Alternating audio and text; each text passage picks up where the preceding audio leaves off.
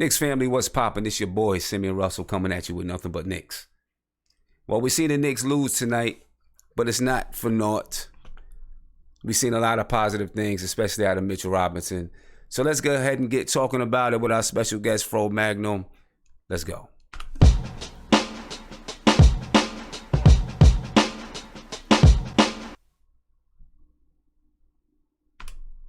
Here we are, Knicks fans. I hope you guys are in the chat.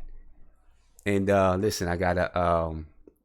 I've been working. I got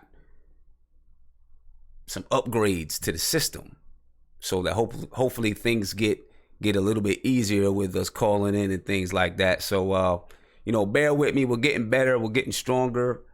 And we're gonna keep this thing rolling.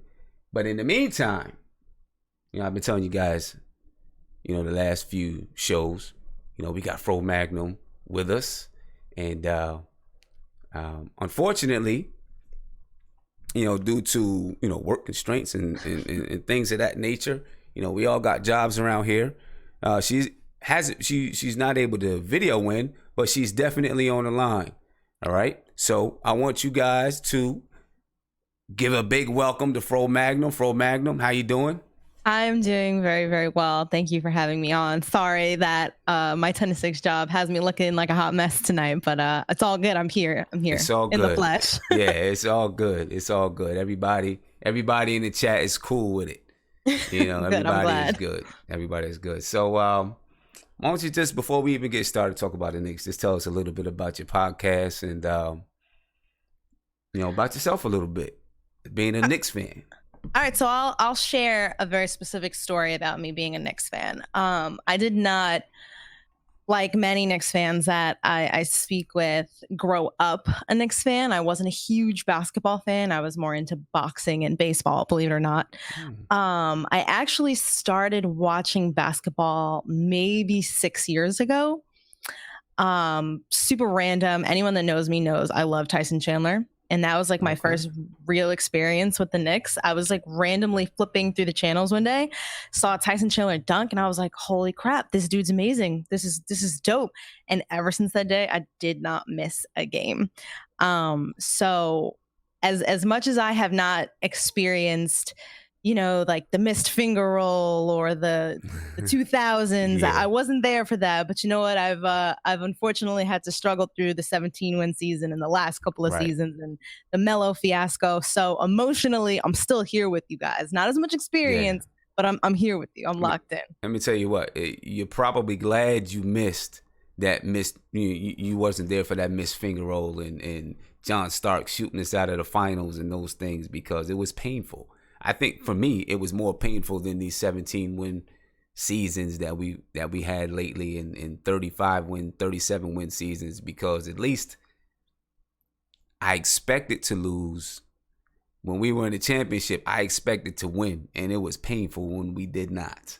I hear that. I say this all the time. Like, as much as I want to be good, I know that once the Knicks are great and like potentially make the finals, I don't think I'm going to be able to handle it emotionally. I might have to take off like a week of work just to like heal. Yeah, let me tell you, playoffs are. I've gotten in trouble. I've had the cops called on me. Oh my gosh! I've had the cops called on me for screaming and yelling, jumping up and down on my floor. And because of the Knicks. Yeah, I mean? That would be me. So don't worry. I would probably have the cops called on me as well. Yeah. So, I understand how it is. It's very, very. Listen, it was nerve wracking. I went to the draft. Okay. Right. And just that 5 minutes that the Knicks were making their decision, they probably already had it made. That 5 minutes where they were making their decision, I was nervous. And I was actually streaming live, and there were people in there that were nervous and they couldn't deal with it. They were like, "Oh, this is too much. Will they hurry up and make the pick? What are they waiting for? I can't take it." Yeah. It's like that. It's like that. And then you get the people that boo and they don't even know what they're booing, but that's a whole other story. That's a whole other group of Knicks fans that we don't have to acknowledge. So and it's become tradition now. You know, Yeah.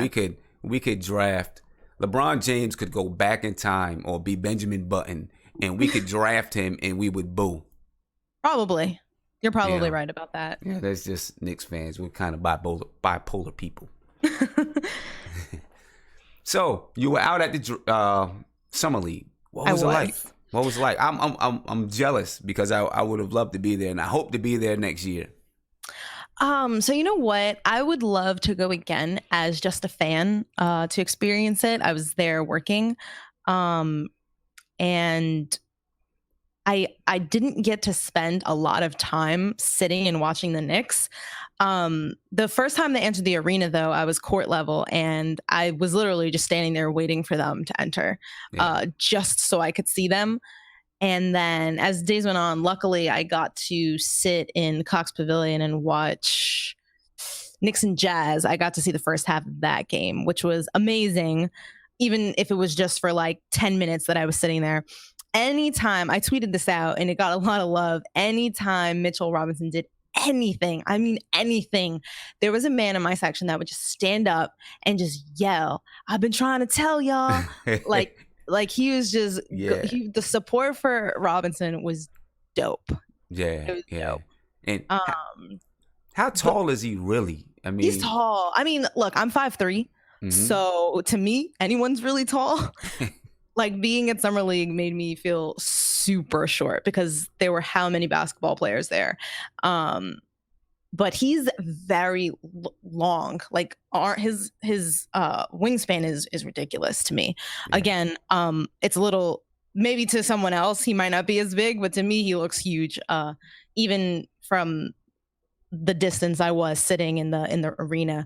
But watching him is incredible, just like knowing his story and kind of just envisioning him when Porzingis comes back. The two of them together is just going to be like a block party. It's going to be amazing. Yeah, that's going to be something because what, he have 6 blocks tonight?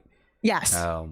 Yeah, he his length is, I mean, you can see it on television. You know, a lot of times when you watch basketball on TV and everyone is the same height, no one really looks tall.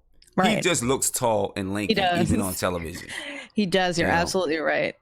And, you know, to be honest with you, I was a little bit nervous when we drafted him, you know, and I started finding out a little bit more about him. My big question was, well, what happened? Like, he went to Western Kentucky and then he didn't. And then, well, he went to someplace beforehand. And I just had questions. And then I know I heard today, I think it was, what's his name? Franchilla, whatever his name is. He said that, I guess Mitchell Robinson he violated team rules before their season even ever started. I don't know exactly what it was. But then he decided, you know, once he got in trouble for violating the team rules, he decided he wasn't going to go. And, you know, my question has been, why didn't he go to the G League? Now, someone in the chat said, maybe you couldn't go to the G League at that time, but I believe you could have. You know, I've had questions about him, but you know what? I've been greatly pleased. I've been pleased by what I've seen so far. And, you know, having Fizdale and them guys there, I think he's in good hands. Yeah, definitely think he's in good hands. I'd have to agree with you. I mean, one thing, behavioral issues aside, whatever, he's a young kid. Young kids make mistakes. One thing that I really loved was that he worked out every night with Anthony Davis. Like, that's incredible. Yeah. And then to your point about David Fizdale, in my very first podcast episode, which is no longer up because it's so long ago, the podcast was actually about our search for a coach. And I swear to you up and down, I will tweet out the proof if need be. David Fizdale was my guy. That was my number one pick. My guy, my number one pick. That's who I wanted. And when we got him, swear to you again, up and down, I jumped up in my office and I yelled, "Take that for data." And I just, and I ran across the office and everyone was looking at me like I was crazy. They're like, "What are you talking about?" Right. Now, and then everyone's phone went off like, "Oh, they just got David Fizdale." Yeah. Now, do you work in an office where like there's a lot of data around? You could say that. Yeah. You could definitely say that. But he's a character guy, like Right. he's a culture guy, in terms of like actual on style play. He's a pace guy, he's a positionless basketball guy. So I just feel like, it starts, of course, you need talent on the court, but I really truly believe it starts with management and the coach. And I just think that what he was able to do in Memphis with a group of young guys that worked really hard for him, and then also just going back to his days in Miami, being around Spoelstra and LeBron and those guys, like I just thought he is going to be a massive upgrade from Jeff Hornacek, Oh because you yeah. could just tell he had no relationship with these.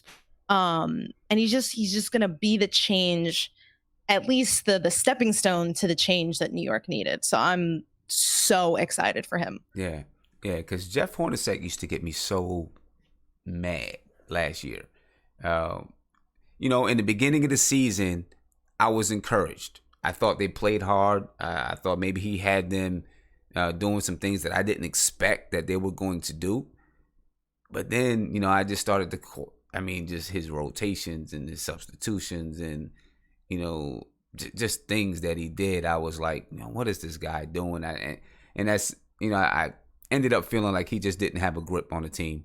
Lost the locker room, and it was bad. I would love to hear some things that maybe happened in the locker room. Maybe he just, maybe nothing happened. Maybe he just, just didn't have their attention. But he greatly frustrated me, big time. Big time. So the Knicks got eliminated. Did you watch the game? I watched some of it. Again, I was working because work just takes over my life. Believe me, if I could dedicate all hours of my life to watching the Knicks, I would. I did watch some of it. I know Kevin Knox struggled, but I love that Mitchell picked up the team. Like, Kevin Knox has a lot of pressure on him, as an 18-year-old rookie who was booed on draft night. And then, we see one game from him and all of a sudden, he might be that guy for the Knicks. So he's got a lot of pressure on him. Like the first article I saw out today published, for example, was Kyrie Irving saw Kevin Knox's worst game. I'm like, that's a lot of pressure. Right. So it was just nice that a teammate, Mitchell Robinson, who's been really consistent throughout summer league, just really putting up good numbers, was able to just like uplift the team despite it being a loss. But 17, 12, 6 and 3 steals, like that's a pretty damn good game. Yeah. And listen, the only thing that I've seen from Mitchell Robinson the only thing that I've seen, I guess that you would say is a negative, is in the first or second game. Maybe it was the second game. He got pushed around a little bit in the post. Yeah. Other than that, I haven't seen too much. I know I had Harris Rubenstein from Chat Sports, and he was like, well, Mitchell doesn't look like he has a clue as to what he's doing out there on the floor. But, they've played, 4 games together. I don't think anyone really has a clue what they're doing on the floor. How much chemistry can they actually build in 4 games? Exactly. So, if I'm the coach, I'm telling him, listen, run up and down the floor and use your athleticism, block some shots and get some rebounds. And I think that's what, I know Fizdale isn't like the head coach, but obviously he's got like a say. I feel like that's what the coaches are telling them. Like this, like you said, chemistry is not going to be built over 4 games. I think this is more just like go out and showcase your talents, and then the rest will come later. As for Robinson, look, he needs to get in the gym, eat some steaks, lift some weights, bulk up a little bit. Right. Because he's quick and he's long. And like you said, if he just bulks up a little bit, then he's not going to get bullied as much. Right. I agree with you. I'm saying the same thing about KP. So, Mm-hmm. Yeah. And you know what? Let me see. Robinson is 20? So he's not that much younger than KP. He's 20 years old. They're kind of in, they're not kind of, they're in the same age range. They can do it together. They both need it. They can do it together. They got some workout they got a workout partner. Exactly. Let me ask you about the comparisons to Anthony Davis. So, when I was listening today, they say, the Franchilla, however you say his name, he said, he said his ceiling, is probably Anthony Davis, and his floor is the guy from Miami, the center from Miami. Hassan Whiteside. Hassan Whiteside.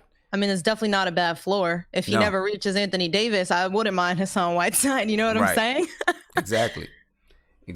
I mean, is Anthony Davis reaching, or is that just the span? It's just the span. He can fall anywhere in between, I guess. I always hate floor and ceiling comparisons, because we've seen the kid for 4 games, and you can look and say, oh, he's a good shot blocker. Oh, he's quick. He can move laterally. We can look at all those things, and then at the end of the day, still keep in mind that they're playing in summer league. So when Mitchell Robinson gets out on the court and is now playing with professionals who have been in the league 4, 5, 6, 7, 8, however many years, that can change. So there's things that happen in summer league, or talents that these players display, or plays that they make that might only be seen in summer league. I'm not saying that's going to happen with Robinson. If he turns out to be anything close to Anthony Davis, then the Knicks had a hell of a draft. Yeah. Oh, definitely. Because Franchella said if Mitchell Robinson had played, he would have been a top 10 pick. That's what he said. He said if he played this year, he would have been a top 10 pick. Wow. So Franchella, he's like, this is what he does is college basketball, right? He scouts overseas, he scouts NCAA players. This is what he does. As a matter of fact, I can remember when Phil Jackson was when the Knicks were in the 2015 draft. And I'm ashamed to say I wanted Moutier. So did I. Don't worry. I really did. And when they drafted KP, I knew in my heart that they were going to draft KP just because of what Phil Jackson wanted to do. So I knew that he was going to draft KP. I could feel it, but I really wanted Moutier. But when I listened to Franchella, he said this kid has all-star potential. He has the ability to possibly change the game of basketball one day at the center position, talking about KP. And look, we got KP, and he's right. So I take stock in what he says, right? And he said, Frank has the ability to be an all-star. We'll see if he can reach it. He said, but he's going to be a very good NBA player. He'll be a starter in the NBA. We'll see if he can reach an all-star level. About Mitchell Robinson, he's the one who said he's got that range from Hassan Whiteside to Anthony Davis. Said he'd be a top 10 pick in the NBA in the draft if he had played in college. So if you're getting a top 10 pick at number 36, you did a pretty good job in the draft. And the Knicks needed to do well in the draft. I'm laughing because I saw someone in this chat call you a Porzingis hater. And I just want to back you up for a second. I did not want Porzingis. I didn't watch enough of Porzingis tape during that draft to say yes or no. Mm-hmm. I also wanted Moutier, and not because of Moutier necessarily. I just knew we needed a point guard. Mm-hmm. And I was like, all right, let's just go get the point guard. It doesn't really matter. We ended up with him anyway, right? Right. Yeah, we got him now anyway. And let's count our blessings that Porzingis kind of fell in our lap. Yeah. So I know a lot of Lakers fans that are mad about that. Yeah. Oh yeah. And look, it's not that I don't like KP, and it's just back then. Look, we had just gotten over having Andre Bargnani, who was like KP, who he was supposed to be the guy who revolutionized the center position, right? And he turned out to be a bum. It's not even in the league anymore. It turned out to be a bum. So yeah, I was a little bit nervous about drafting a guy from a European guy. I'm glad that I was wrong. I hear you. I think a lot of Knicks fans are regretting the day they booed Porzingis. Yeah. And and listen, all throughout that time, I was trying to convince myself that he was he is the right pick. Before he was drafted, I was looking at tape. looking at, things that he could do on and off the ball, watching him play his games overseas. I was convincing myself. I was talking to my brother. He wanted Moutier as well. And I was like, yeah, I'm telling you, Phil Jackson's going to draft this guy. I was like, I want Moutier, but I know he's going to draft him. And I'm trying to convince him, things that he could do. And I wasn't fully convinced myself, But one of the reasons why they say I'm a KP hater is because I'm not afraid to point out what I see, what I don't see about him. I know a lot of people, because we got him, he surprised the league. Everyone wants to be, KP, KP, KP. I like Kristaps Porzingis, and I always tell the chat I like him, but there's just some things that I see that I think he needs to where he needs to develop. I never said that he wouldn't develop. I just always say to them, I'm not sure if he's the number one guy. I'm not sure if he's going to be, everyone, says he has MVP potential. I'm not sure. I need to see more. And then, last show, I kind of got, they shot a bunch of bullets at me, because I said, based on the skill set that I see, I believe that Kevin Knox, if you have to have a number one and a number two, I believe that eventually it would be Kevin Knox. Based on the skill set that I see. I could be wrong. So here's one thing about, because I have not bashed, but I have expressed some discontent with Porzingis as well in previous podcast episodes. I noticed a lot last season that Porzingis was trying way too hard to draw fouls, flopping, always complaining to the ref if he got hit on the elbow. And maybe he was getting hit on the elbow, but you can't complain to the ref every single time. Sometimes they get called, sometimes they don't. But dude, you're 7'3". There's no reason your big self should be all over the floor flopping. That aggravated me. There was so much iso ball going on with him, and I feel like he picked that up from Melo. And it was aggravating. I'm like, this, we traded Melo for a reason, so we could move past that sort of iso ball play constantly. And then the second thing about Porzingis that would really irk me was I feel like New York and that superstar role kind of got to his head a little too quickly. I'm with you. Going back to drawing the fouls, I'm like, dude, you've only been in the league how many years? You're not getting superstar calls, so don't expect them. Right. And I want more than anything for Fizdale to kind of get through to him and knock him off his pedestal a little bit, because don't get me wrong, he's good. 7'3", being able to handle the ball the way that he does, it's unheard of. But again, I need character guys here, and I want Porzingis to be more than what he is. Yeah, and and listen, I agree with you. I really do. I agree with you. It's just, there's just things that I see that I'm just not sure if he is the guy. I really do hope that he is. I'm a Knicks fan. I want him to be. I do not hate KP or do not dislike KP. I just want him, there's just places I want him to develop.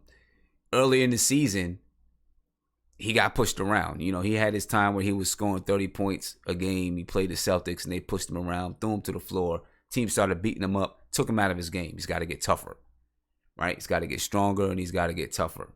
The ISO play, he did do some ISO play. He did. Is that on him or the coach? I don't know. You know what I'm saying? But I seen the same thing. There were a lot of times when they started ISOing and giving KP the ball, trying to post him up when really he's not strong enough to post up yet. He couldn't even post up guards. There were guards. I could imagine KP trying to post up Marcus Smart. Marcus Smart to push KP around. So he's really got to get a lot stronger. And yes, chat, I do understand that he's 22 and he's going to get stronger. But I'm just not afraid to point out what I see about him. And you shouldn't be. Don't let these people in the chat tell you otherwise. Let you you voice your opinion. And I have this issue with Knicks fans, or not just Knicks fans in general. Please excuse my phone ring. I don't know who's calling my house at 11 p.m. at night. That's cool. I have like an issue with fans that, and this is like fans of anything, even music. Like, you have a favorite player, boom, they can do no wrong. You have a favorite artist, boom, they can do no wrong. Like, no, you have to be willing to criticize them where Mm-hmm. they can improve. And I'm not saying like, I don't know who in the chat is like saying, oh, like KP hate, oh my gosh. Like, no, it's not hate. It's, this is my team and I want to see nothing but the best for them. So in the Right. places that they can improve, I'm going to point it out, exactly like you said. Right. Right. And we got to, but you got some homers sometimes. You know what I mean? You got some homers that you get certain people, certain players that can't do no wrong. I guess. I guess you're gonna have to live with that. Back to Mitchell Robinson. You say you like Tyson Chandler. Mitchell Robinson is kind of, that's the kind of game. Tyson Chandler really ushered in, the center like the Mitchell Robinsons and Hassan Whiteside, that really don't have a post-up game, that catch alley-oops going to the basket, get blocks, rebounds. He kind of ushered in that kind of a center. Him and Chris Paul was like alley-oop all day back in the day when they played for New Orleans, I think it was. Right. He kind of ushered that in. Let me see. He came in. Tyson Chandler came in to the Bulls with who? Eddie Curry, I think, was on the Bulls. I don't know. I don't think Joakim Noah was there yet. I'm not sure. But he kind of ushered that in. Would you like to see Tyson Chandler come back to the Knicks and kind of mentor Mitchell Robinson? Oh my, there is nothing in life I would love more than to see Tyson come back to the Knicks. I know a lot of Knicks fans hate on Tyson. Believe me, I work with plenty of them because, quote, he gave up on the Knicks, whatever the case is. I mean, as far as I know, he was injured and he got sick in like the last year that he was with us during those playoffs where we were playing Indiana in 2013. But seeing his relationship with Devin Booker in Phoenix, like there's a whole series of like the vet and the rookie, and how he's mentored him, and I think he'd be a fantastic mentor. Maybe better than, or not maybe, probably better than the other center that we have on our team that's getting paid $18 million to do nothing. One, Joakim Noah, and that's not Joakim Noah hate either. I loved Joakim Noah when we got him, but I just don't. I don't know if the Knicks' relationship with him is repairable. So I don't even know what's happening with that situation. Yeah. I don't know what's happening. I mean, I think I read an article where they have some hope. I guess they have some hope that I don't know what he has hope about. I didn't read the full article. I read a little bit, but that he has some hope for the Knicks. I don't know. I haven't heard much more about him. I do not think that he's going to be able to give us much. I think he'll give us a little bit. I think that Fizdale will try him. I just think that it's past his time. Defensively, maybe he can give us a little bit. Probably can give us some rebounds.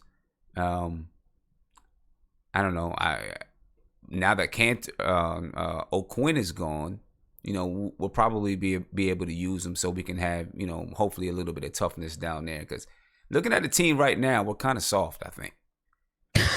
Yeah, we're definitely young and inexperienced. I'll say that. The only vets we have are Noah, Courtney Lee, who's a great mentor and a great vet.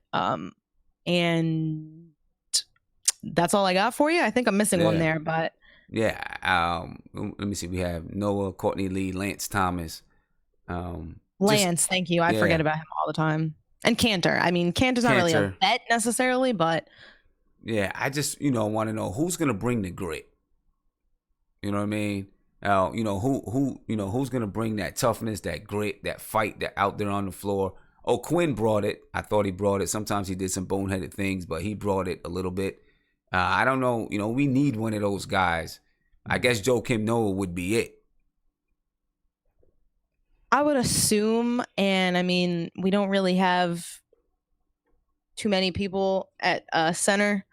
And I mean, I saw some video of him. It wasn't very impressive. It was literally him under the basket, just going up and dunking the ball. Like, great. I'm glad you could get your feet off the floor, but I think we need a little bit more than that. Yeah. Yeah, yeah. Oh, yeah, I know. I seen that. He could barely get off the floor. I talked about that in the chat. I was like, geez, he can barely get up. He's already 7 foot and he's barely dunking the ball. But we'll see what happens there. I'm gonna open up the lines a little bit, see if we can get a call or two in. And All right. give me a call, 516-405-2246. Give me a call. Talk to me. We got Fro Magnum on the line. I know, maybe you have some questions or whatever. Give me a call and talk to me. And let me see what I want to get to next. I guess while we're waiting for someone to call in, let's talk about Trier, Allonzo Trier. What do you think? What do you feel about Allonzo Trier? From what I've seen, like he can score, but I feel like he never passes the ball. Mm-hmm. I feel like he's a bit of a ball hog. I might be wrong. If any of you guys have watched more of the game or more film than I have, I'm telling you from what I've seen. That's just how I feel about him. I see you have Trier or Dotson up here. Yeah. That's been a conversation in the chat a little bit. I hear. If I could say neither, then I'd say neither. To be honest with you, I haven't seen much from Dotson, and I just don't know if I want someone holding on to the ball so much the way Trier does. I mean, I doubt like in an actual NBA game, Fizdale would even allow that. But I mean, if I had to pick based on what I've seen in Summer League, I'd go Trier. You'd go Trier, okay? Because Dotson hasn't given me what I was expecting a little bit more from Dotson in the Summer League. We haven't gotten it. We'll see what happens there. Caller, who do I have on the line? Hello? Hello? Yeah, who's on the line? It's Isco. Isco. How you doing? How you doing, man? Good. So what's your take? We've been talking about a lot so far. Hopefully you've been following the show. What's your take on what's going on? What's your take on Mitchell Robinson? Give me your take. But before you give me that, Fro Magnum, can you hear him? I actually cannot. Okay. You may need to, what you may need to do is maybe kind of hear it on the live stream a little bit. Yeah. Okay. Yeah. All right, man. So go ahead. Give me your take on Mitchell Robinson. What's going on, man? I'm gonna let you know I've been watching your show for a long time, man. I just ain't called in and hollered at you. I appreciate it, man. I definitely appreciate it. Hope you keep watching. Hope you enjoying the show. Oh yeah. Let me go and get to it real fast, man. Cause look, I've been a Knicks fan. I promise you, bro. Ever since 1988. So you know how much pain I'm going through. I definitely do. Hey, I know exactly what you're going through, man. Oh man, can I just be real with you? Be real with me. I just want to know if I can be real with you. Be real with me. That's what I want you to do. Be real with me, bro. I'm gonna be real with you, bro. Okay, man. Troy Williams, man, something wrong with that fool, man. I'm talking something wrong with him. Something wrong with him, man. He out of control, man.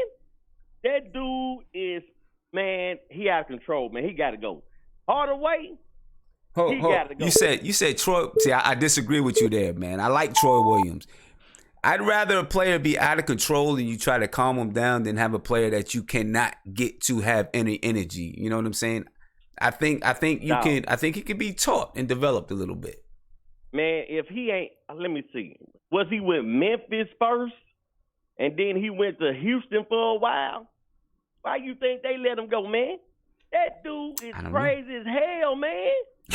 So check this out, man. So you telling me every time this fool get the ball, man, he just run full speed down the court with his head down, man. He does. He does. That's crazy, man. And let me get to this Hardaway. Okay. He got to go, man. Hardaway got to go. Moutier got to go. Hicks got to go. And that Dotson, man, he is pure trash. Dotson got to go, bro. So who do you like? I'm gonna say. Bro, okay, go ahead. I got you. Hey, check this out now. I know a lot of people gonna be like, man, what is he talking about? But I'm gonna be real with you, man. That Frank Ntilikina, that man game is lazy. Hey, bro, he ain't. Let me tell you something. Hey, that man is not it, bro. I know a lot of people like, man, he crazy. You got to give him some time. He 19. He blah, blah, blah. Look, man, that man is, hey, man, he ain't it. I want to call in another time for you, too, man. It was like a while back, man. Hey, I was like, man, I need to ask this. I believe you a Trey Burke hater, man. You say I'm a Trey Burke hater? I believe you a Trey Burke hater, man. No, man. I don't hate Trey. I don't hate Trey Burke. Man, bro, I believe you hate that Burke, man. Burke got, hey. Man, Okay. Burke the point, bro. Why do I hate him? Why do you think I hate him? Why do you think I hate him? What did I say? What did I say? Let me tell you something. Every time your ass was on air, you used to be like, man, Trey too little. Trey is. He can't be no lead point guard. Man, that man is wet. No homo. That man, hey, that man wet, bro. Real talk, he wet. I'm talking about 15 range. 3 point. It don't matter that he can contribute the ball, man, and throwing that ball to point. I'm talking about I believe you're a Burke hater, bro. I believe you're a Burke hater. I'm not a hater, man. I'm not a hater. It's just, listen, you're right. I do not believe that he is the type of guard that is your championship style point guard. I believe that. Listen, I think he'll be a perfect six man. He can come in, he can light it up. He's got his mid-range jump shot is he's money. I don't know what percentage he shoots from that mid-range jump shot, but he gets in the lane and pulls it up. It's money. But if you're talking about, in my opinion, the style of play that Fizdale wants to play, he can do it on the offensive side, but on the defensive side is where I think there's problems, because if you're playing this positionless basketball, that's the key word, that's the buzzwords right now, right? That's the buzzword. Positionless basketball on the defensive end, you got to be able to switch, right? You got to be able to switch, because other teams are going to play that same style of basketball. You got to be able to switch. So you do need, in my opinion, you need some longer guards out there. You know what I mean? But I don't hate Trey Burke. Listen, I respect what Trey Burke has. He wasn't in trouble, but his career was sliding, right? He was in Utah, and then they didn't like they didn't like his game. They traded him to the Wizards. He couldn't get no love behind John Wall. He decided, I'm going to rededicate myself and go to the G League. I respect that to the fullest. Changed his eating habits, changed his work ethic. So we'll see what he can do. I just feel like, I just don't know. I just don't think he's elite. I just don't think he is the guy like a Jason Kidd, Mike Conley type of high IQ, gritty type of guard that is your leader, just your straight up leader. You know what I mean? I don't see that in him, and that's okay. For me, that's okay. Hey, everybody has a role. Hey, when he start this year, and he prove you wrong, call me up and let me know about it. Oh, trust me, I am. This ain't the first time, partner, because I be getting mad at your ass. I be getting mad at your ass. I just ain't never called in, bro. I used to like, look, let me call in at this man right here. Oh. He's something serious. I appreciate it. Well, keep calling in, man. Keep calling in, and you gotta keep me straight. Call in and keep me straight, bro. Let me touch on like two quick things, man. Okay. I'm gonna tell you something. I like that boy Trier, bro. Trier. Okay. Hey, I like that boy. That dude, that got some game, bro. He.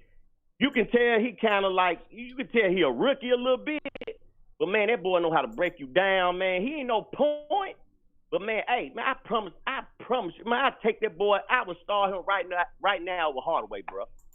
Starting with Hardaway. Who's gonna run the show on the floor? Who's gonna run the show?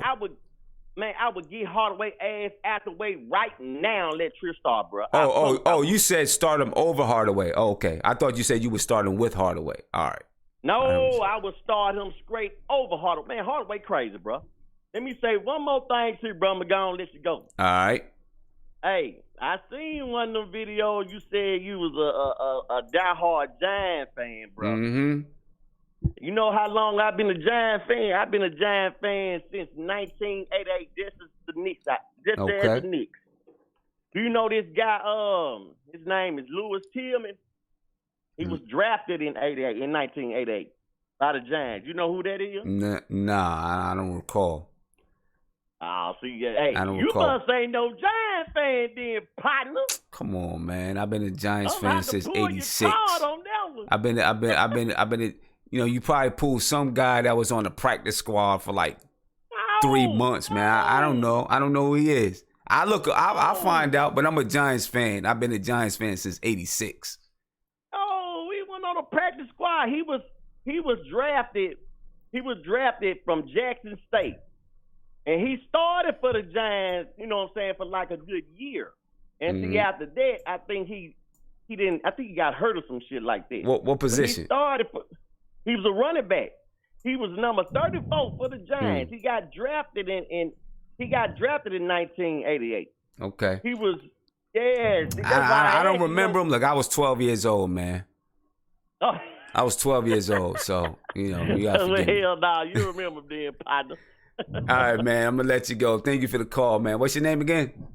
Esco, man. I'm gonna be calling in, hollering at you, bro. I just bro. never did it, but I'm gonna start doing it, man. All right, appreciate it. Man, I love your show, bro. Keep doing what you're doing, bro. I'm a big fan of your show, bro. Thank you, Esco.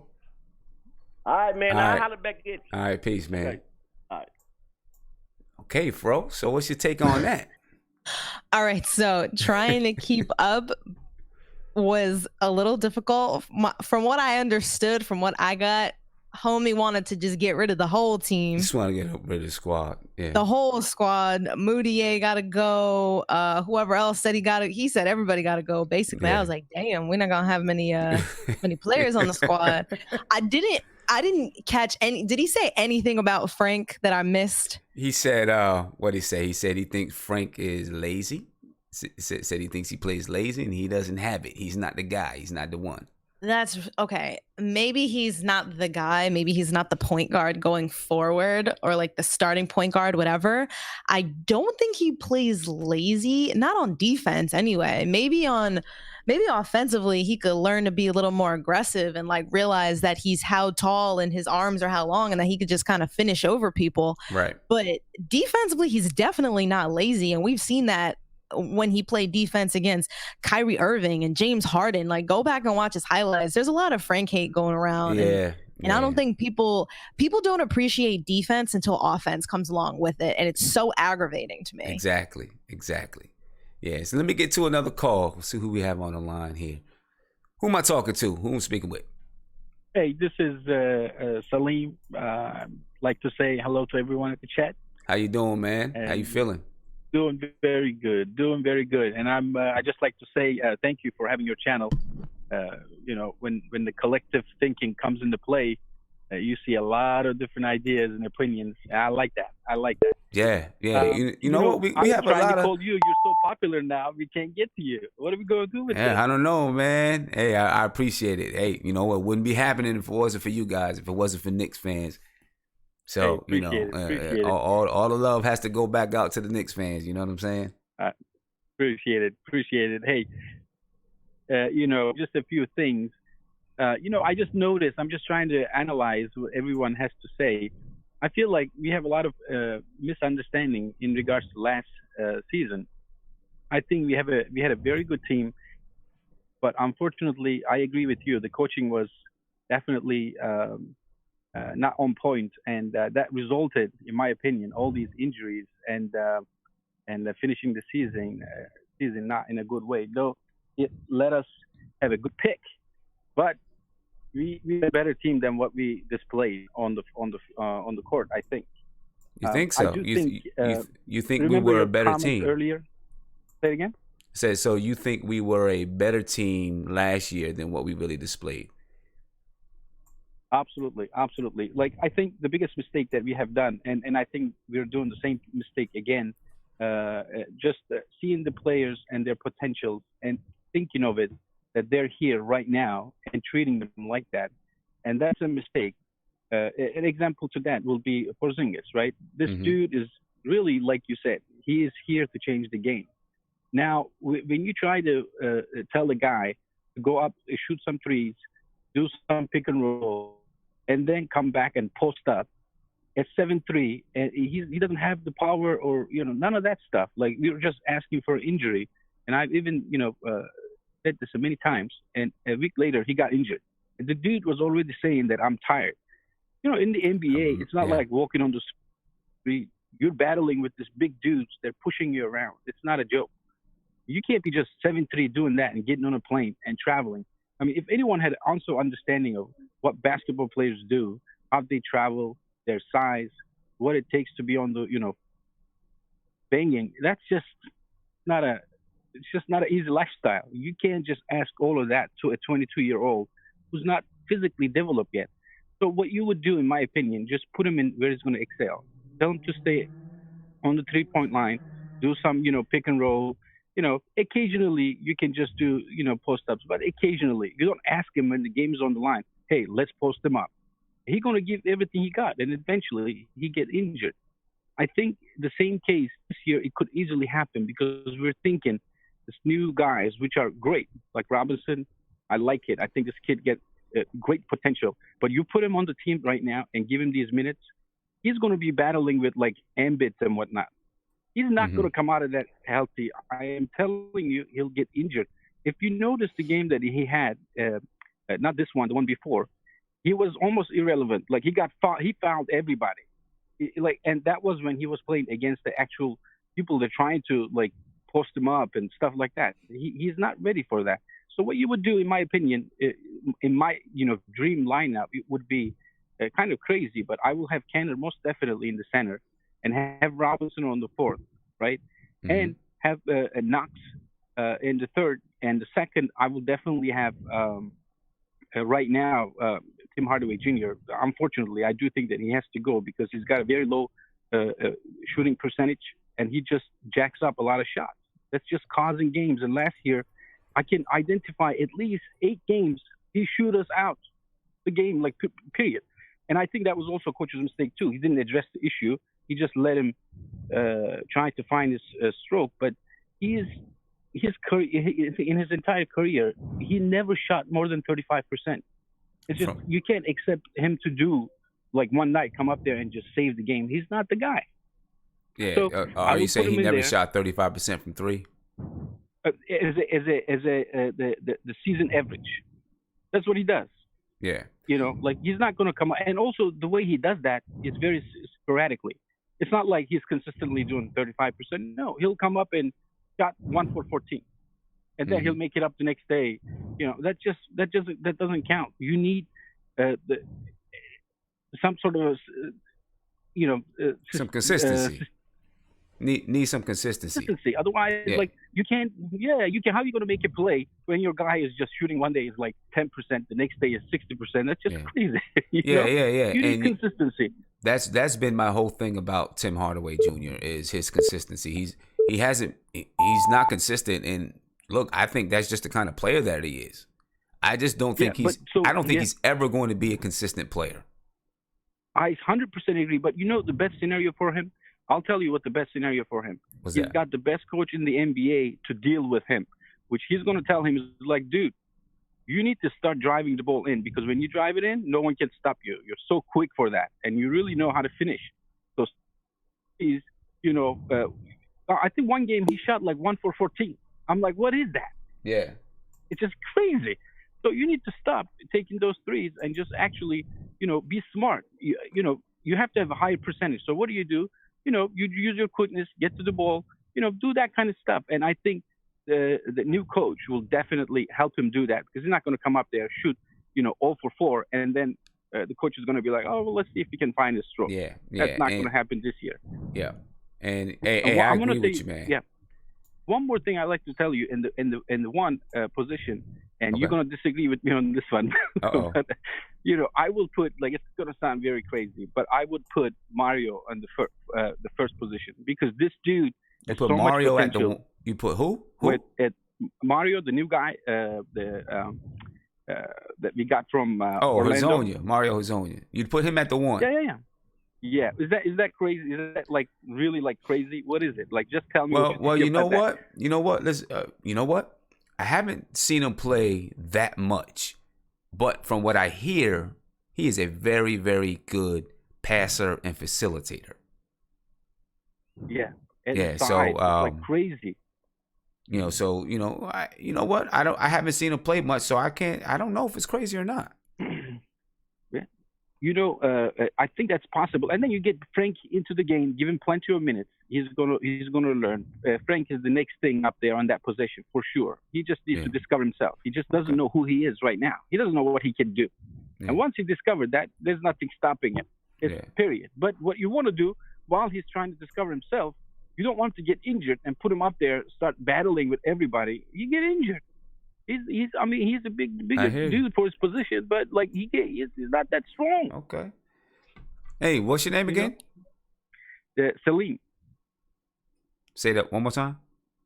Salim, Selim. Oh, Salim. Okay. Nice to meet you, man. I'm glad you called in. I'm gonna get rolling because I know I got some people that's on hold. One more lineup. Huh? Can I tell you one more lineup and tell me what you think about this lineup? All right. Give me the lineup, and then I'll tell you what I think. Yeah. After When you get Porzingis comes in, here's my lineup, and this is going to sound even crazier, but listen to this. You keep Kenner on the center, put Mitch Robinson on the 4th, and put on the 3rd position you put Porzingis. On the 2nd you have Knox, and the 1st you have Mario. How does that sound? Tell me what you think. Well, let me let you go, and then I'll tell you what I think about it. All right? I will. And thank you so much, you guys. Appreciate the call, Salim. I know I keep you guys hostage a little bit, but I appreciate it. Have a wonderful night. I'm watching. I'm continue watching it. And, all right. Good night to everybody. All right. Later. Thank you. Bye-bye. Well, that lineup, that Salim just mentioned, that actually sounds like something that Fizdale already said. Right, Fizdale said that he'd like to, he wants to go he'd like to go with a long lineup. He wouldn't mind trying KP at the 3. Kevin Knox at the 2, and going with a long lineup. We'll see if that's something that can really work. What do you think? What do you think about that, Fro? That was a very lengthy phone call that I was trying to grasp everything because I'm lagging a little bit here. I can't picture it. I can't picture Porzingis at the 3. I want to see Porzingis at the 5, really. I think I know so many Knicks fans that have been calling for Porzingis to play center already. Right. So to knock him back to 3 is like throwing me off a little bit. But the way basketball is played today, like, again, you said the trigger word was positionless basketball. I trust Fizz, to have that versatility in your lineups is probably going to be really important going forward. So we'll see. Yeah, we'll see. We'll see how that goes. Let me get this next call here. Caller, who do I have on the line? What's up? This is Kenneth Lane 90 on the chat. Shout out to the chat. Jen. What's going on with you, man? How you feeling? I'm feeling. I'm good. Good to be on the show, man. It's been a while. Yeah, definitely. Yeah. I remember you was down here in Philly some months back, man. I was right there with you, but couldn't get up with you, man. Yeah. A couple months back, I was on my way to New York. I don't remember. I forgot what it was, but I stopped and did the show down on South Street. Yeah, man. So cool, what you think about what you're seeing in summer league so far? And we're gonna get to a little bit more with this Trier or Dotson in a second. But what do you think? What have you seen from summer league so far, man?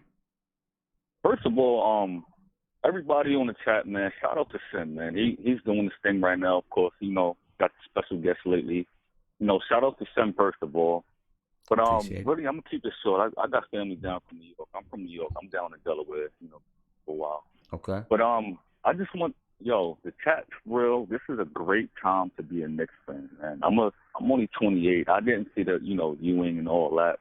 But I've been a fan since, the Melo days, the early, back when Cam, whole squad, but this is a great time to be a Knicks fan. We have so much young talent we have not had in a long time.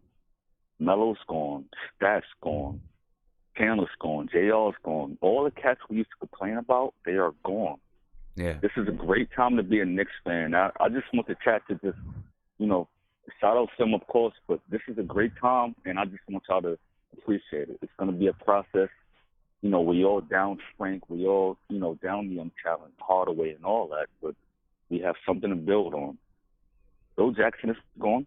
We wanted him gone, rightfully. I agree with you, man. We got a lot to build on. For laying the foundation. He laid the foundation for what we have now.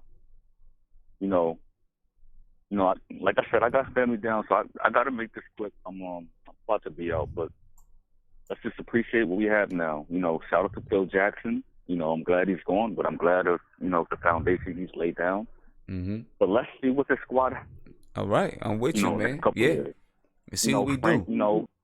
Right, I get pissed off at Frank just like everybody else does. But come on, youngest guy. This draft was young. He's still younger than a lot of these guys. Yeah, let's see what he is. He is. He's still. Frank is going to be 20. I think he's going to be 20. Maybe he already turned 20, or I think later this month he's going to turn 20. Right. I think August or something like that. Yeah, but, something like that. It's a beautiful thing right now, and I just want to chat all the Knicks fans right now to appreciate it. I see guys talking about Trier, but if they could develop Trier, Hardaway is out of here. That's 17, 18 million off the books. Let's think about that. Let's think about the develop. Instead of all the negative and all that, we've been through the negative. Forget all that. This is a great time to be a Knicks fan. Shout out to the chat. It's, Black is Tom. I appreciate what you're doing. Appreciate it, shout bro. Out to everybody. So. All right, man. Have a good one. All right. Appreciate y'all. it. God bless. Peace.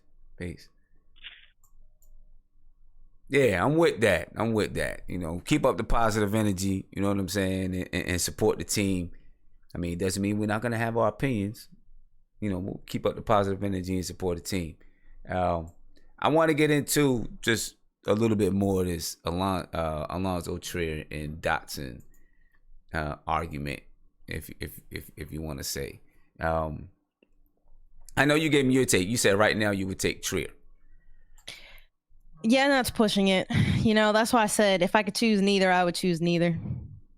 I'm not really impressed. Dotson's been on our squad for how long? I just haven't. I know he doesn't get a lot of playing time, but I feel like Summer League was maybe the time to show out a little bit more. Right. And I just haven't seen anything from him. Yeah. And see, that's my thing with Dotson, and he's like 24 years old. He hasn't done what he needs to do so far. Between the two, it's a toss-up for me right now because obviously Allonzo Trier, offensively, he has it. Especially if he could learn to play within the system, I think he can. He clearly can score.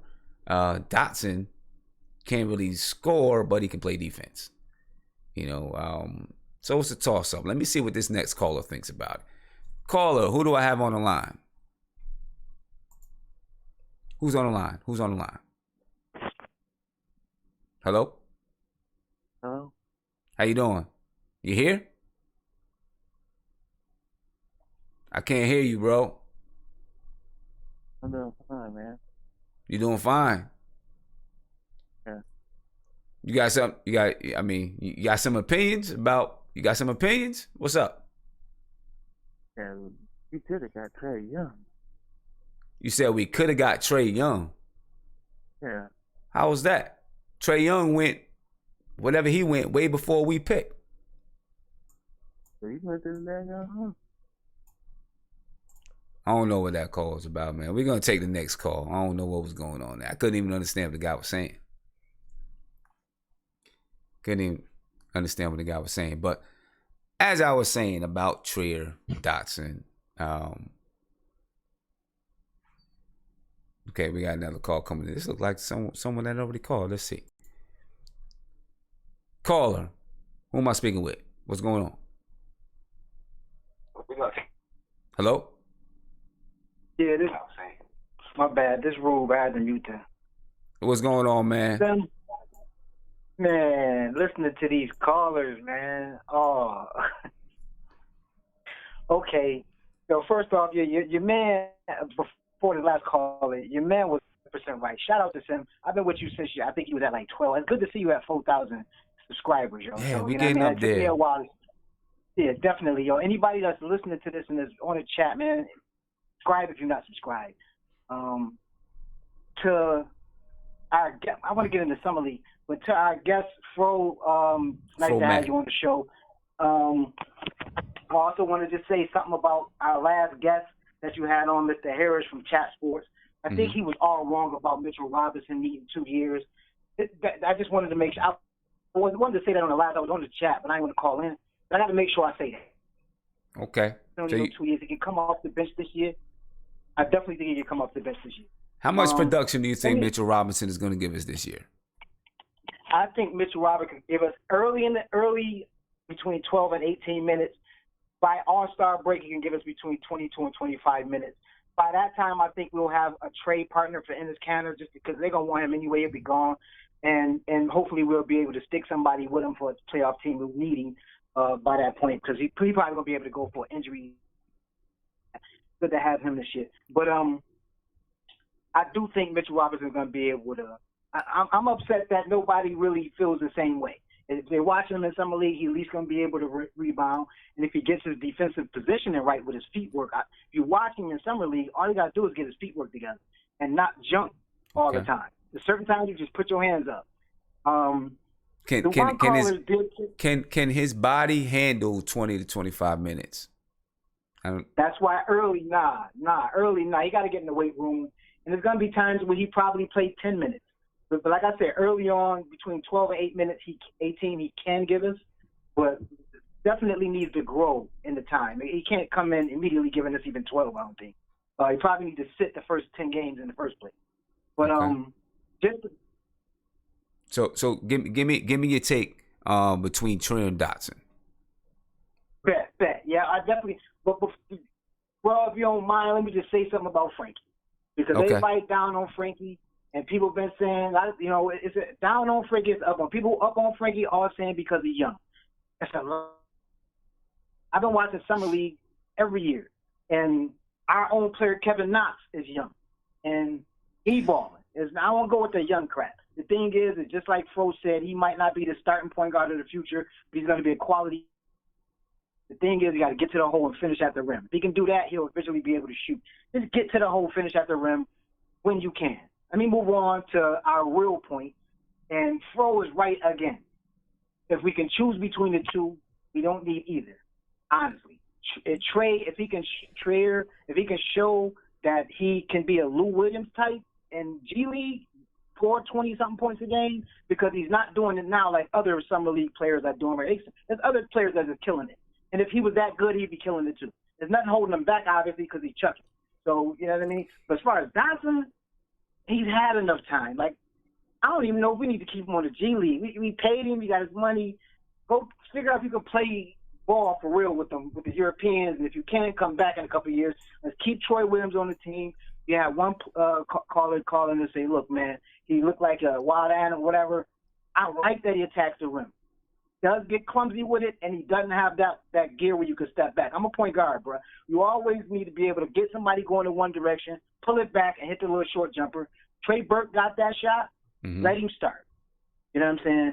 So that's how I feel about it. But I don't want to take up too much time. I wanted to get everything I had to say, and then I'll let y'all comment later. All right. But shout out to you bringing in the guests, and your boy was right earlier, man. Big shout out to Sim because you're doing a great job with this.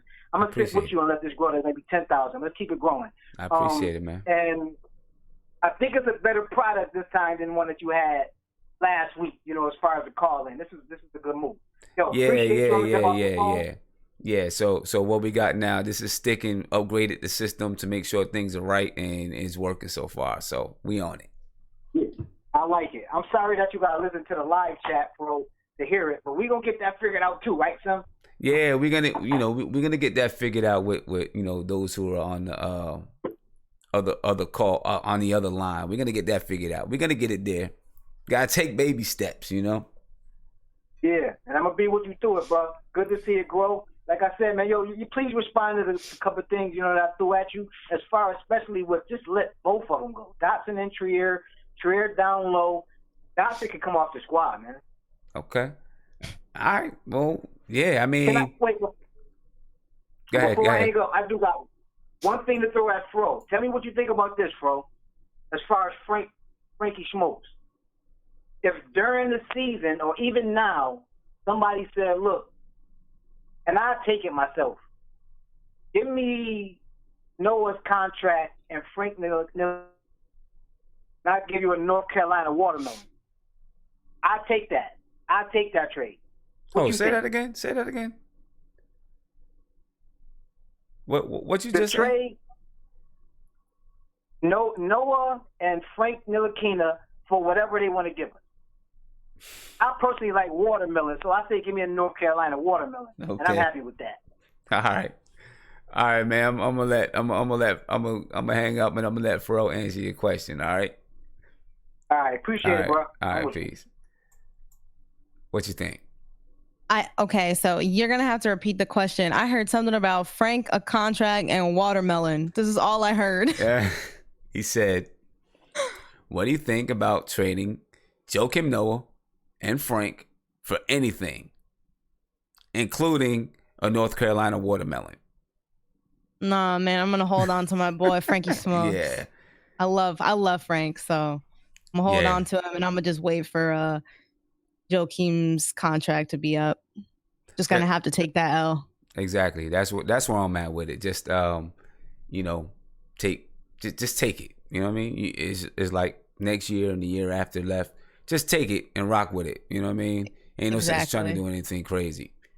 I'm gonna take one more call, and then I don't know, how you're doing with time, but I'm gonna take this call here, and then I guess we hash that out afterwards.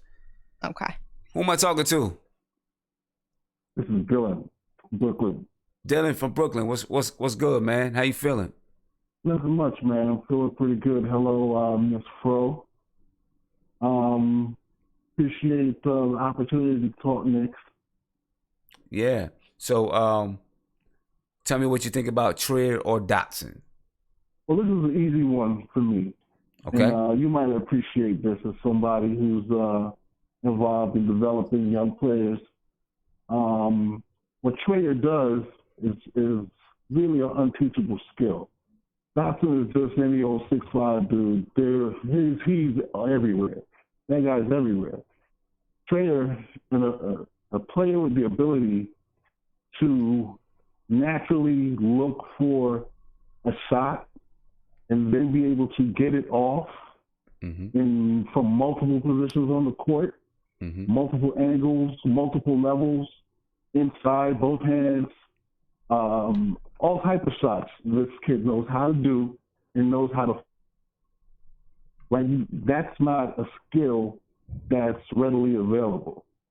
You got to take that and work with that and see if you can build that into something. Dotson really has nothing that you can't find everywhere. Okay. And listen, I really like what the Knicks are doing now, because you can't win in this league if you don't bring your own players along. You can't sign guys, have 5, 6, 7 new guys on your roster, and take, a year and a half of them to blend together, and then they're going left and right. Players are developed mentally, so they can't easily shift mentally into new roles. When you raise them from pups, they grow into what you want them to grow. The perfect example is Golden State. The reason why Clay is able to wait until he gets shots is because he was developing a system around Steph. So he knows that when he gets it, it's time for him to shoot it. So what the Knicks are doing is really going to put them in a strong position 3, 4, 5 years down the road, when hopefully KP develops into a top 10 guy, possibly Knox develops into a top 10 guy, maybe somebody else comes along and plays at a level where they're almost an all-star every year. And then you go out and you add in your 1 or 2 guys here and there that can fill in. But definitely Trier is a guy that you want to have. He's a guy you want to develop, just to see that if you can blend him in somehow to this. We should be impressed that he had the IQ to go from the 2 to the 1 and change the way that he played. You know what I'm saying? Look at what he did in Arizona. He finds shots from everywhere and not out of control. Okay. Now the thing about, with Damyeon Dotson is not, I guess you can waive him. They have him signed for this year and next year. Damyeon Dotson is making 1.6 million, 1.3 million this year, 1.6 million next year. I got the salaries up from Hoopsite. And yeah, it's not a lot of money, so you can, you can cut them, and it's not going to hurt their pockets if you bought them out or whatever it was. Right now, Allonzo Trier and Isaiah Hicks both make $75,000 for the 2018-2019 season. So, we'll see how that goes. What I would like to see more around the NBA, I'm a baseball guy. Okay. So I understand about developing players. I understand about the jump from AAA to the majors, what that looks like. And the NBA is really lacking because you got guys on the end of benches, your 9, 10, 11, 12 guys that shouldn't be on your roster. The only reason they're there is because you picked them in the first or second round, and you've stuck with them. And what they should be doing is playing minutes. Right? So the G-League thing needs to happen where you can have a guy like Dotson and a guy like Trier as a third, fourth, fifth guy, sixth guy in a position on your depth chart. And give him until he's 24, 25 and see what he turns into before you get rid of him. If you look around the summer league, you'll be shocked at all these guys on their second and third teams, and they're just 2 or 3 year pros. Yeah. Okay. Well, hey man, I guess I got your take on the two. You're looking at Trier. Look, I'm not gonna lie, he's got talent. When I see him, I feel like he's the kind of guard that wants to have and needs to have the ball in his hands to be effective. And I'm not exactly sure that's the way that Fizdale and the crew wants to play. But that's what that's what I see in him. I disagree with that slightly because if you look at him at Arizona, he played with Raleigh, he played with Ayton, he played with other guys that had the ball. He played off the ball. Okay. So he's really adept at both. And as a matter of fact, I'm more shocked to see him handle the ball in the last couple of games. Yeah. We'll see. We'll see how that works. Hey, I'm gonna try to keep it moving along because I know I got a lot of callers and we got Fro on the line. Appreciate the opportunity. Thanks a lot. Appreciate it, man. Thank you for the call. How we doing on time, Fro Magnum? Doing all right. Doing good. Okay. Interesting takes on Damyeon Dotson and our guy there. A couple of interesting takes. We do have someone that's going to be coming up, that I want to bring on for a minute, if you don't mind. Came across this guy, and he's got a lot of energy, so I'd like to be able to introduce this guy to Knicks fans because, I like him, and I think you guys in the chat are gonna like this guy. He's got a lot of energy, and he's just the kind of guy you want to have around. You know what I mean? His name is The Entertainer, and he's I'm gonna bring him on in just a second. So we'll continue our conversation. We'll continue having the conversation about Damyeon Dotson and Trier, and when the Entertainer gets here, we'll get it on and popping. So let me ask you this, Fro. Let me ask you this. Oh, skipping around. There we go. Who is your? If we were to get rid of Trier and Dotson, who do you bring in? Who are you bringing in? Oh man, that's a question I'm not prepared for. Let me get back to you on that. And yeah, gonna have to sit here and think about that one. You want to get back on that one? Yeah, because you know what? I'm not sure, where we bring in or who we bring in, at that point. I guess at this point for me, I'm like, let's go ahead and just see what we got. Just develop them and see if they can do it, see what they can do. You know what I mean? At this point right now,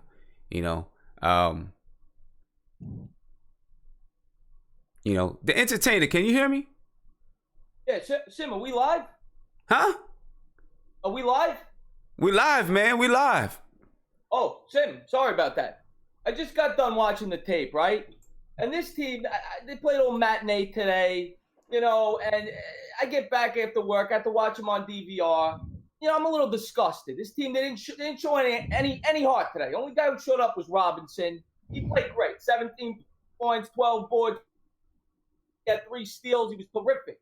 But where was everybody else? I'm going to give Knox a pass. He's been terrific throughout the summer. But, and Trier was okay. But nobody else showed up. Dotson better start looking for another career. Because this guy's not a basketball player, okay? And of all the teams to do it against, they do it against the Boston Celtics. I can't stand that city. I can't stand the people with their stupid accents. I'll give them credit for one thing, okay? Every time I walk into a Dunkin' Donuts, the first thing I pick out is a Boston cream donut. It's delicious, okay? But you got to make sure it's not, there's too much cream or too much. There's got to be an equal disparity. You put too much cream in it, don't taste that good. I'm sorry, Sam. I mean, I didn't even get a chance to say what's up to you, man. I apologize. I appreciate you bringing me on the show. I'm a huge Knicks fan. I love talking hoops. We talked the other night. I really love your show. I appreciate it, man. But geez, and a couple of people in the chat said you drunk already. Yeah, man, I bring it, I mean, so, all right. Well, yeah, you brought it. You definitely brought it. Definitely brought it. What do you think about Trier Dotson? Trier Dotson, I think he's a good potential guy off the bench. He can play both guard positions. He chucks the ball up too much for me, though. He's got to start to control his shot a little bit, Who, Trier? Sometimes he's taking shots. He's double covered. He's taking 30-foot jump shots. He's not much of a point guard. We saw that the last 2 days. I don't really trust him at the point. Yeah. What about Dotson? Dotson's got to go. Dotson. I don't even think Dotson can play in the G League. This guy, he's done nothing the whole summer league. He's been a disgrace.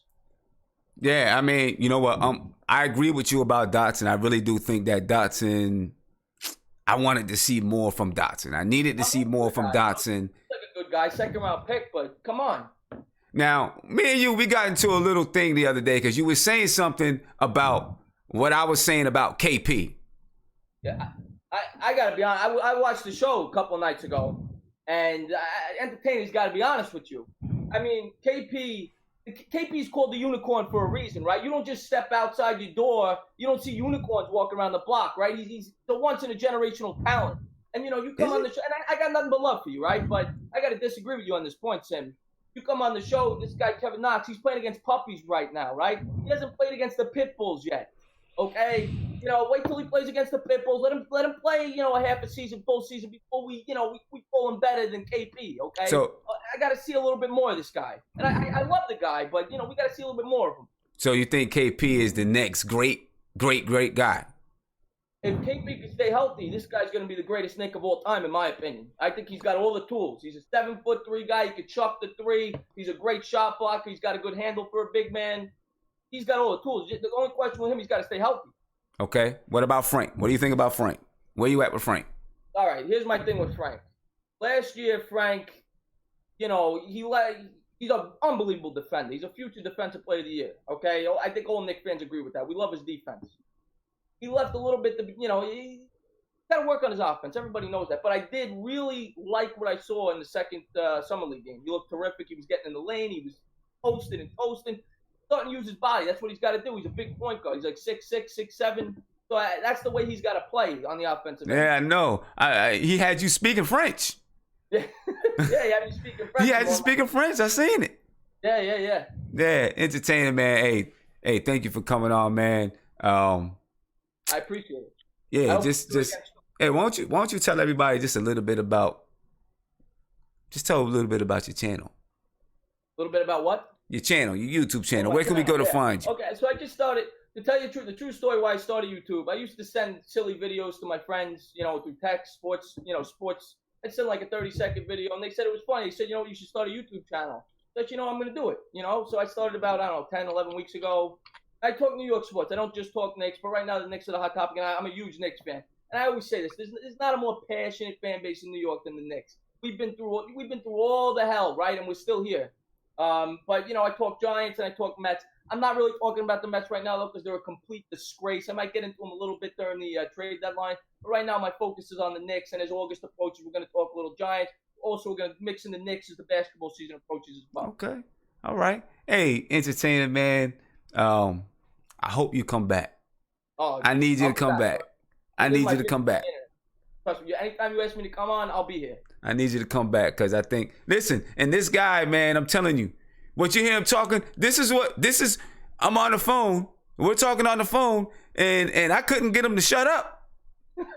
All right? He's going 100 miles an hour, the same thing you see. This is him.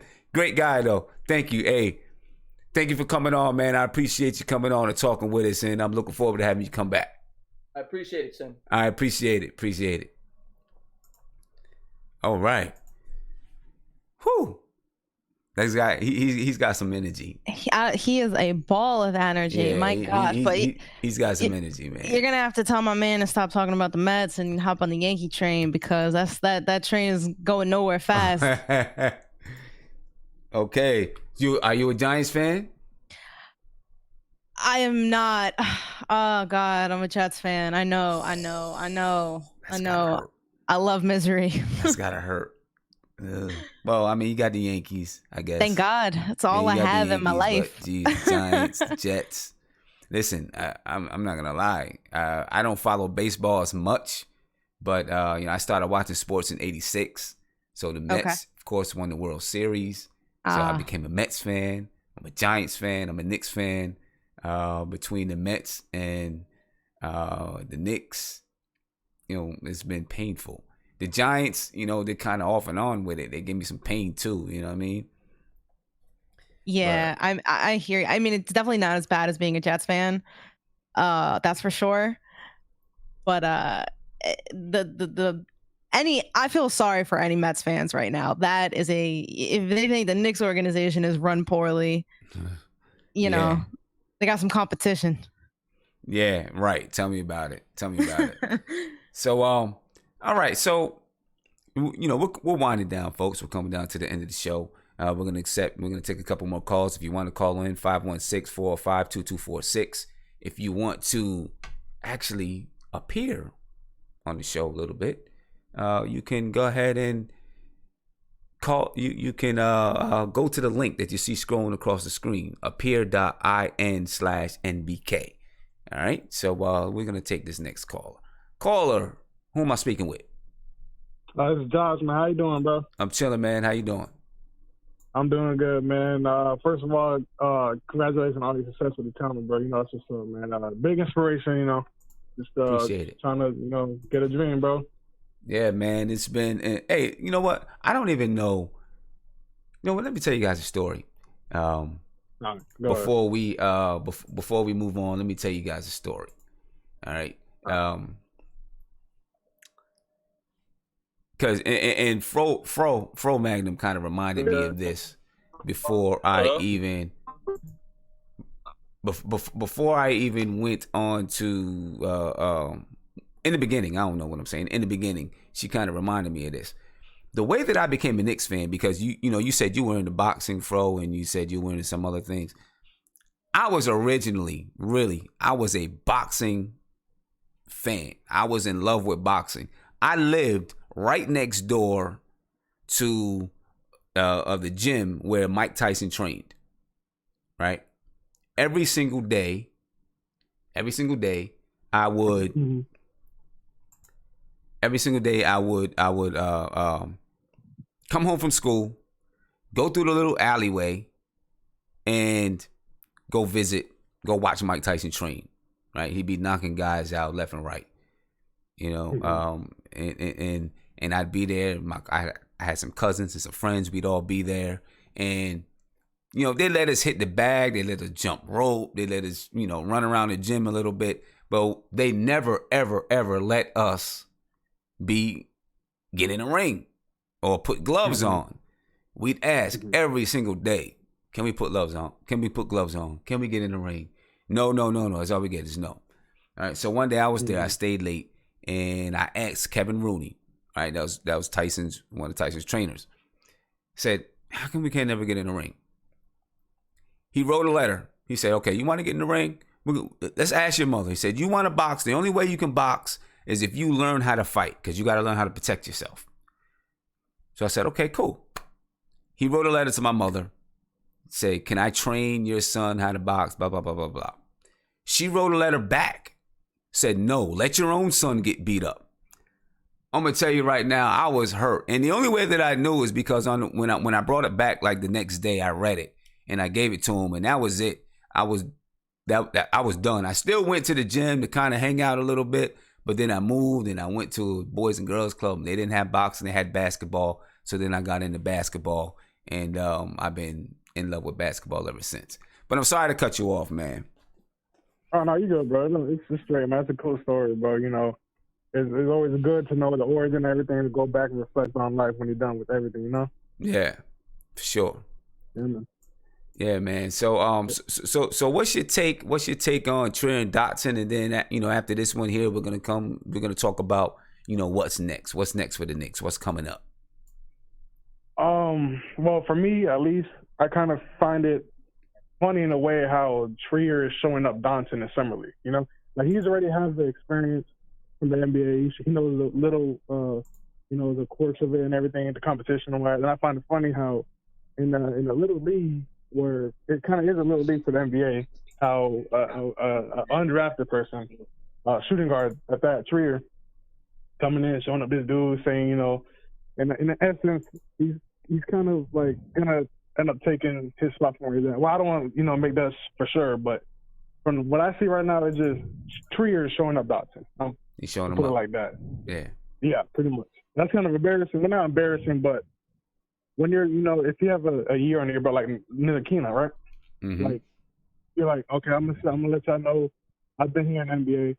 So y'all gotta try to catch me from my spot. That's why I see it with the Dotson Trier. For right now, I'll take Trier over Dotson just because I can see his ceiling a little bit more on the offensive side. He can do more. I'll trust him more than Dotson. I trust Trier more than Dotson right now with the offensive side of the ball. Okay. Defense, that's Dotson. Right. That's my take on it. Right. Can Trier play? We know Fizdale and them guys said they want to play defense. Can Trier play enough defense? So I can see him being a good defender, but I don't see him being a great defender. Whereas Dotson, I can see him being a better defender than Trier will be in a career essence. I don't want to, downgrade nobody's potential or nothing, but from what I'm seeing right now with Fizdale's system, a defense system, right now, Trier, I want to say he gambles a little bit, trying to, try to get steals and stuff like that. And he gets blown away sometimes, but as Dotson, like I said, he's already got the experience. So as of right now, Trier, it's 50-50 where defensive capabilities is right now. But, for him, there's, of course, room to grow in that aspect. But for right now, we still have a whole season to go. He probably won't even be in the league right away. He'll probably be in G League. Getting the reps he needs to get before he gets to the league. So right there, okay. It's up for discussion. Yeah. Okay. Appreciate your call. Definitely appreciate your call. Keep calling in.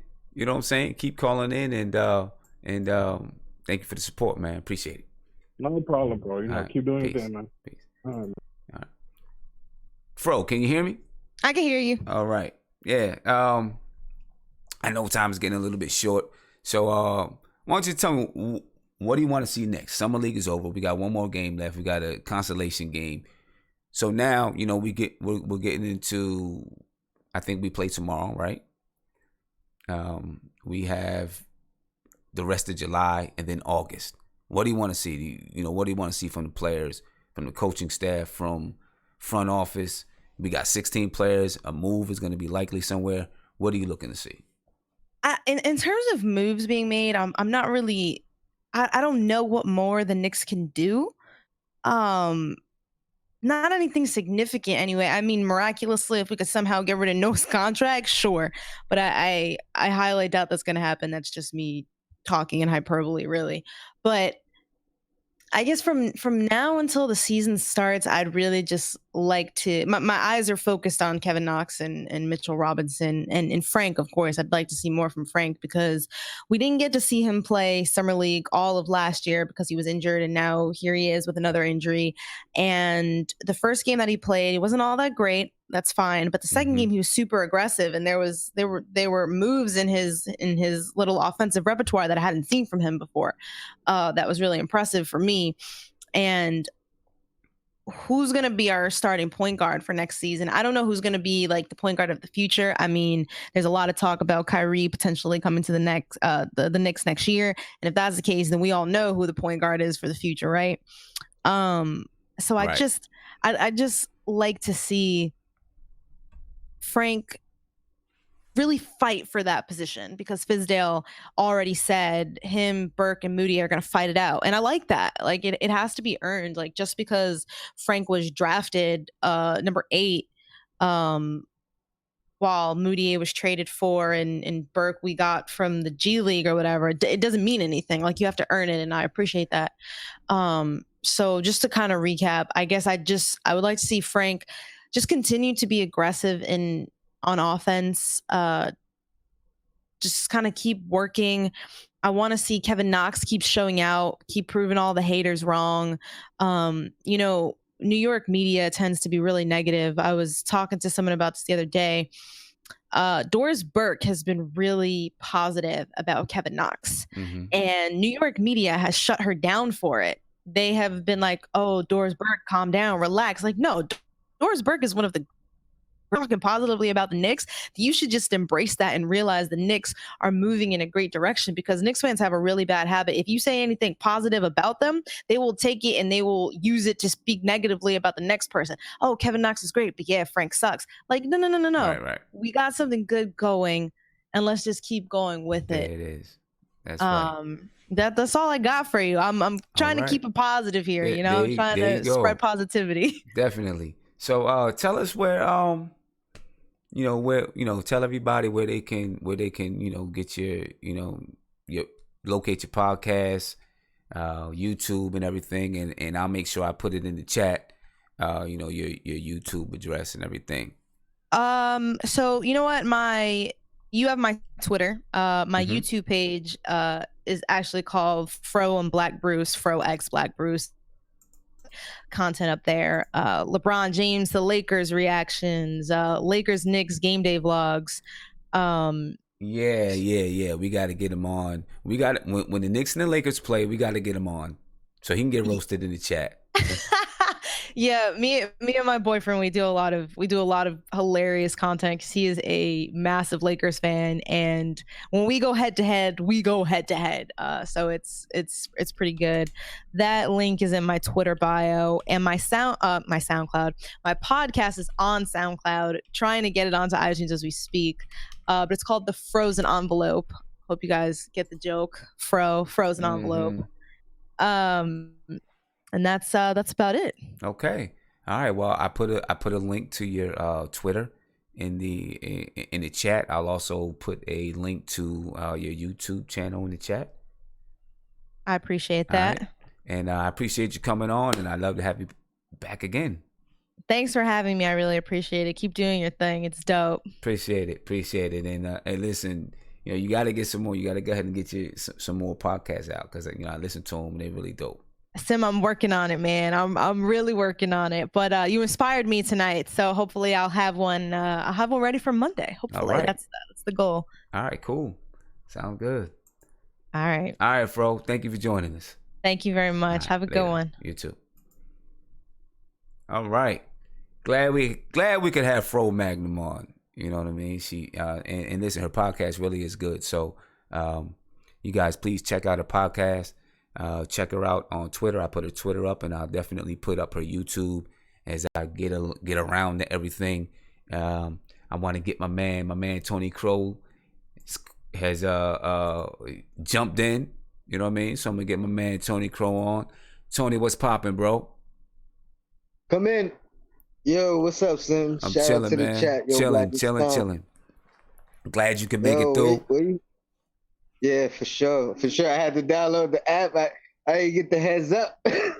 Oh yeah. I've been, all day, man. I've been working on getting, just getting the phone thing and everything right. But the phones is working out pretty good. You know what I mean? So now we got this new app, for people to call in. And actually, to tell you the truth, I can fit 4 people in a room in this little chat room at the same time. So right now, if someone else was to call in this appear.in/NBK, I could get them in the room and, have 2 or 3 people in the room. So it's pretty cool. And so now, I got this set up so we can get some fan debates going on back and forth. You know what I mean? So yeah. So, we got the calling thing under control now, so we don't have Skype and all kind of things going crazy. So yeah, we moving forward. And then the other you can still use the phone number. Yep. Phone number 516-405-2246. Yep. As a matter of fact, No doubt. Well, we go ahead. When you're done, I'm gonna pick up a call. So but so what's your take, man? I know what you feel about Dotson and Trier. I know what you feel about that. Props to you for your guest, Fro Magnum. She got a fan now, so I'm gonna follow. She's pretty good, man. Everything she just said, her last take before she got off. Mm-hmm. I agree 100%. And back to the topics. Yeah, you know how I feel with Dotson. I mean, I like Dotson. I liked him last year. I was just as high on him as you. But in the couple of good games at the end, a real good one, the last game. Mm-hmm. But other than that, it was always like wishful thinking and looking at potential, but he never really showed much. And this stretch right here, he lost me. Yeah, especially with what Allonzo's been doing. Because everybody comes into the league and they have a reputation or whatever it be. Dotson was shooter and defender. Yeah. And I could be honest with you, he really hasn't shown me much defensively, even last year. But he did show me his shooting, and his form always looks good, miss or make. But I mean, it's only so long you could ride on that. Look at Clay Anthony early. I think he's a prime example of he looked like the player. You know what I mean? Mm-hmm. His shot looked good. Mm-hmm. He just didn't translate. And that's what I'm seeing with Dotson. The rookie, the undrafted rookie, we know what he was, a scorer. And actually he can pass the ball too, because he was the one. Some people argue he made Aiden, that's his name, DeAndre Aiden, look as good as he did. Yeah. Getting him the ball.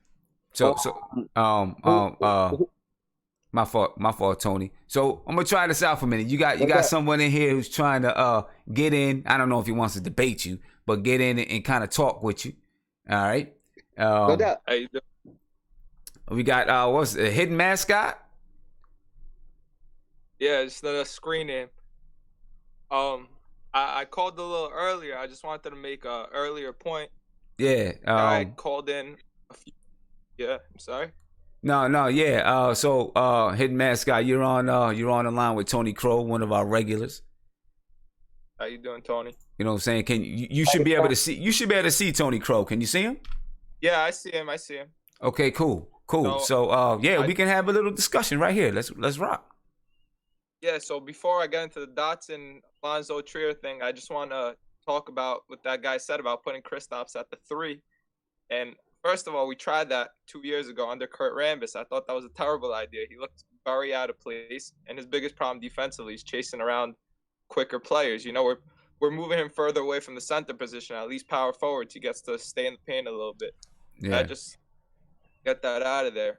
And as far as Damyeon Dotson, like, this is thing I argue about the most with Knicks fans, because one of our biggest problems is that we're obsessed with perception of a player if someone's drafted high, or we get too into youth. You know, we overrate how valuable age is at a certain point, because if a guy doesn't have the tools, think about it. Last year, if you drafted Damyeon Dotson in the first round and Frank Ntilikina was the second round pick, everybody would be ready to drop Frank right now. He showed us absolutely nothing. I challenge any Knicks fan to go back to even his footage in France. I've watched his games in France. Even his best games, to show me a 3-play stretch where he was able to beat a defender consistently off the dribble or show you something offensively. He shoots with both hands on the ball. He doesn't have any offensive tools. He's a great defender, and I love to have him on the Knicks, but the fact that we're throwing away Dotson, a kid who's showing us something, had that 30-point game, anytime he's gotten minutes, has performed. Even if he was playing a G League game earlier that day, you know, he came in and played right away. I think it's a little ridiculous that we're willing to give up on him after Summer League. So what you think, Tony? What has Dotson showed us? Well, he had about 4 or 5 games where he played big minutes, aside from the 2 games that he started near the end of the season. Those 2 games he didn't do too well, but he had the first game against Houston where he came in, showed us something right away. If Frank had a 30-point game like that, or if he had a 15-point game, shot the ball well, cut to the basket like that, showed us the things that Dotson's showing us, we'd be all over Frank. We'd be hyping the shit. We'd be hyping up Frank like crazy. He's the next big thing. So yeah. Now go ahead. I mean, you know, I'm listening to what you're saying. Now you're right. Dotson did have a couple of good games. I just think some people don't feel that he's and big shout out, Isaiah just joined us. Yo, Black is time. What's up, y'all? Yeah. One second, Isaiah. You should be able to. Hopefully, you can hear Hidden Mascot as well. Yeah. But I can. But so we got Isaiah, we got Hidden Mascot, but Dotson has shown us a few things last year. I will say that, right? He did have 1 or 2 30-point games. I'm not sure if it was 1 or 2, but he had a couple of 30-point games. Yeah. I mean, I don't know. I love his defense. I love his athleticism. You know, he plays smart. He cuts to the bat. He makes the right cuts. He goes to the right spots on the floor. You are 100% right about that. He knows where to be on the floor. He knows where to move to get to the ball. He knows those things. You're 100% right about that. Isaiah, what's your take on it, man? On Dotson and Trier? Dotson and Trier, yeah. You know, I was watching the game today, and Trier, Dotson. You know, it really sucked because I was hoping Dotson would do a lot more. Mm-hmm. You know, Dotson. And I agree with what he was saying about the cuts and everything he's doing. He's doing the right things. He just wasn't making shots. And what really got me, what really got me upset with Dotson was his free throws. That really got me upset because he wasn't hitting his free throws. The thing about Trier that is like he can. I wanted to say this, and I was trying to get on the line a long time ago. Was that guy can't be your point guard? He can't be your point guard. Yeah, we had somebody. I don't know who it was. Some guy that called in. I forgot who it was, and said that he sees Trier, as a point guard and can play that spot. I don't necessarily agree with him. From what I've seen with Trier, listen, he can dribble the ball. He can, he can come up the floor and pass it to the wing. But I don't see him as the person who's a creator type and a leader type that you need from your point guard. Yeah, because Sim, and again, and this is what I was arguing on the chat about with, Lily and them about this whole, they think Frank is trash. Isn't it a coincidence that the last 2 games Frank didn't play, we got blown out? I was going to bring that up. I think I think there's definitely a correlation. I'm not saying that we would have won those games, but his defense, his ability to play defense on 3 different positions, his ability to, and sometimes I've seen, Frank sometimes plays defense because he's very smart and he's very long. He plays defense on 2 guys at a time sometimes. Can I make a point to that? Yeah. Also, I think part of the reason we lost is because we had Trier playing the point guard. He wasn't making the right passes. Frank is so afraid to shoot. He would have made those passes and gotten the right players the ball. That's a big part. Yeah, you're right. Frank understands how. I'm not saying he's the best guy to run an offense right now in the league, but he understands how to run an offense. And listen, we all know he's got to work on his offensive game, and he will. I think he will. And the thing is too, Simo, I wanted to point out too, because this is what gets me upset with these guys in the chat about they think they know basketball. Kevin Knox, who we all love, he even said it. He said it. We missed Frank tonight. An NBA player who plays with Frank said we missed Frank tonight. Mm-hmm. He would have made the team better. He would have helped out. And that what gets me frustrated with a lot of these guys here, because it's like this. For the last 20 years, we've been looking for a point guard since Mark Jackson to be a point guard. We keep getting these. What gets me confused is that these guys want offensive-minded point guards. We literally seen last year with Derrick Rose, or 2 years ago with Derrick Rose, how that worked. We've seen how that worked.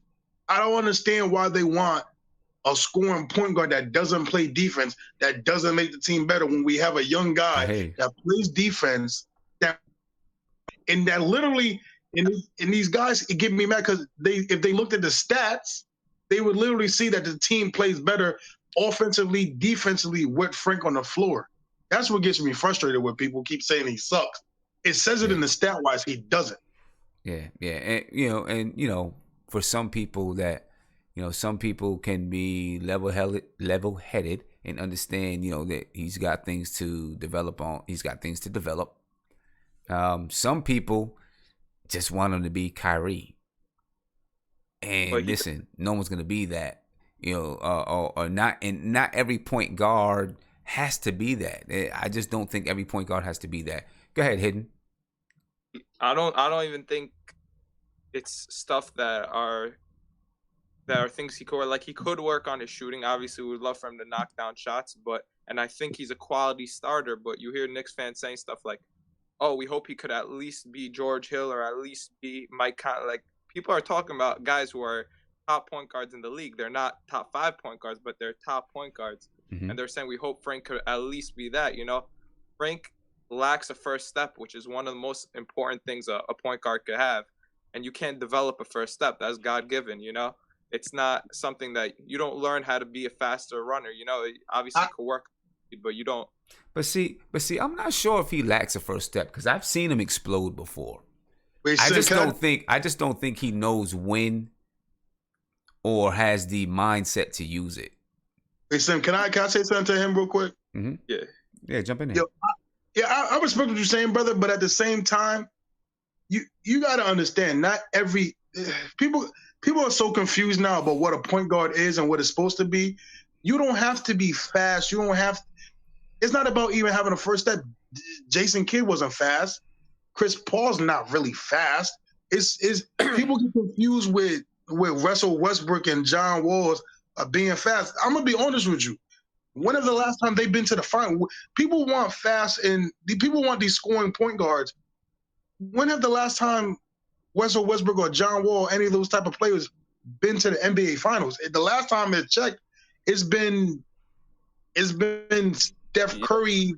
They're not. Steph Curry's not a fast point guard. He's not fast. So it's like people get this notion of you got to be fast, you got to be explosive. These point guards don't make it to the NBA Finals. They really don't. So I just want to make a point that my point wasn't that he's not going to be a good player. I'm just saying that his ceiling is much lower, I think, than a lot of people think, and he's going to be a quality starter that's going to help us win. But just like we're cutting him slack and we're saying let him develop, he has these tools, he could be part of winning basketball. I think we should be giving Dotson cutting him that same slack and saying He's a player who could be part of a winning basketball team, help us win games. I'm not trying to knock Frank. I'm just saying we're in same excuses we're making for Frank, we should be making for Damyeon Dotson. Obviously, there's an age difference, but Dotson has showed us more. Okay. Dotson's 5 years older. hey guys, give me a second. I'm gonna take one of these calls that's on the line. You guys probably won't be able to hear this person unless you have the stream going. All right. Who do I have on the line? Speak to me. What's going on, Sim? How you doing? It's Nate Dogg from Texas. Hey Nate, what's poppin', man? How you feeling? Oh, pretty good, man. Just listening to y'all chat, and I want to join in on the debate. Yeah, jump in, man. So what you think? So what's right now we're talking about Damyeon Dotson. We're talking about Frank Ntilikina. Let me say this about Dotson, because I know a lot of people are jumping on this guy's back, saying that he's not ready to be a role player for this team. I disagree. Dotson was one of the best defenders behind Frank Ntilikina last year. You can look at the stats of it in a lot of the games. I mean, he knows how to play defense. And the thing is with Dotson is that he's not going to be anything special. I mean, if he can just make some 3-pointers and play good defense, hey, I'm good with that. I mean, he doesn't have to be anything special, shoot threes, and he wants players that play defense. And Dotson fits that mold. And yeah, I get he didn't look this so flashy in the summer league, but I don't know really gauge. And truthfully, he had a third. I think that's only 3 in 11 games. The Heat, I think, and for a guy who comes off the bench. So I don't know. I think he's a player that he's still fairly young. He's only 24, and he came from a school like Houston, where he really didn't get to be offensively. He wasn't a huge offensive player. He was more of a 3-pointer guy. I just think that this guy, he can play defense, and if anything, Fizdale, he wants guards that play defense. And I didn't see that from Trier, and I agree with what y'all are saying about the fact is that Trier actually did not run the show very well. He actually looked like J.R. Smith 2.0 on the court, in my opinion. I mean, the guy can put up baskets, take good shots, bad shots, but he's not Frank Ntilikina. That's just my opinion. Okay. Hey, I mean, listen, all good takes from you guys. You know what I mean? But what I'm gonna do now is I'm gonna get on to I know we got some people that want to call in, so I'm gonna get on to the calls in, and yeah, I'm gonna close you guys out, and we'll probably get some new video guys in. All right, I appreciate you guys jumping on. You guys out there checking out the stream. You guys can see now what we can do, so you can go ahead and pretty awesome, man. you guys can. It's about to be lit, man. I'm arguing who's Mark. I'm coming for you. Yeah, who's Mark? Who's Mark got on video one time? He doesn't want to be on video. I don't know what it is, but hey, Hidden Mascot, Isaiah. What's your name again? I forgot. I forgot his name. But hey, I'm glad you guys jumped in with us. And peace, man. I'll talk to you guys later. We're gonna get on to these calls up here. All right. Thank you. All right. Peace out, fellas. Peace out. Later. All right. Definitely. You guys see, we got some things we can do now. Things changing. It's growing. Things happening. Let me see who I got on the line. Who's this? Who am I speaking with? Hey, hello, bro. You there? Don't think he's there anymore. Let me get to some of these super chats. I didn't get a chance to get to the super chats, man. French Unicorn hit me up with a super chat. I appreciate French Unicorn. I don't get a chance to talk to him as much as I like to talk to him, as much as he used to call in. But things busy for him right now. He lives in a resort area, so things is busy for him. You know what I'm saying? Caller, give me 1 second and we'll get to you. All right. Big shout out to Mighty Knicks with the super chat. Said Fro, a real Knicks fan. Talk about Fro Magnum. Yes, definitely. She's a real Knicks fan. And we loved having her on. Hopefully she can make it back on. Shout out to the chat, my big bro, French Unicorn. The future is bright. Frank Knox, KP, and Mitchell. Yeah, you're right. And then another Mighty Knicks said, wow, the show is now official. We getting there. We moving. We're moving along. We're making strides to get better and better every time. You know what I'm saying? So, who's on the line? Yes, sir. How's it going, my man? I'm chilling, man. How you doing? What's up? So basically, I just want to throw out a little bit of an idea out there for next year. Okay. Hopefully with the idea of bringing in Kyrie, possibly. What is your thought about that whole the Kyrie Irving possibility coming to New York? Shout out to the chat. Everything with Kyrie, I'm just waiting to see what it is. You know what I mean? I'm waiting to see what it is. My thing with Kyrie Irving, I'm of course, I've said it before, I've talked about it before, always, nervous about his knees, paying him $30 million a year and his knees are bad. Or, look, I don't know the whole story behind his knees and how bad they really are, but it's scary for me. You know what I'm saying? I'm a little bit nervous about it.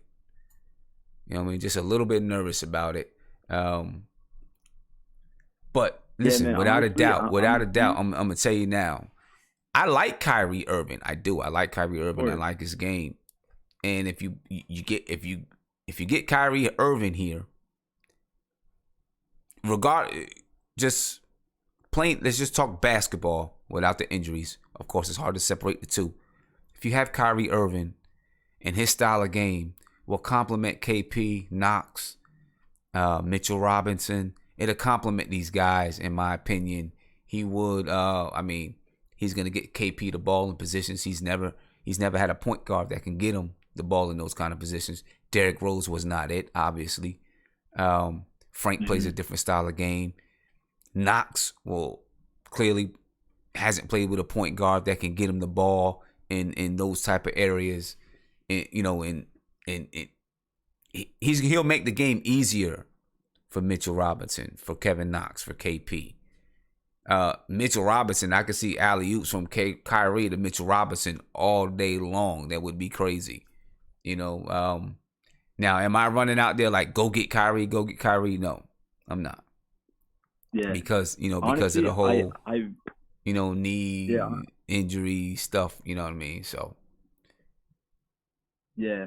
Honestly, I really do believe, in my opinion, there's a very good chance that Kyrie and Butler, the rumors of them coming up together, if we get rid of Joakim, Courtney, throughout the season, I feel like we're going to get rid of Courtney by mid-season and try and pull off a trade for Joakim, next offseason with, 1 year left in the contract. It's not as bad as it looked a few years ago, But I feel like Kyrie and Frank would be very good together. Very good. I feel like they would be very good together as well. I'm with you on that. I think they would be very good together.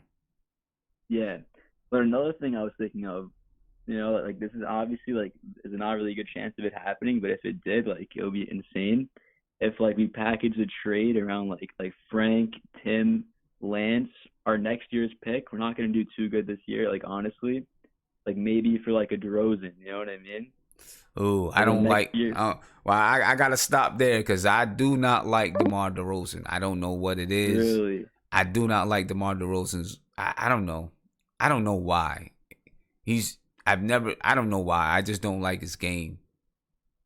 I don't. Yeah. He's not. I don't know how much he makes, and I think, he's going to need some money. Based on his contract now. But I'm not paying him because I don't think he's worth it. Mm-hmm. He's one guy I wouldn't want on a team.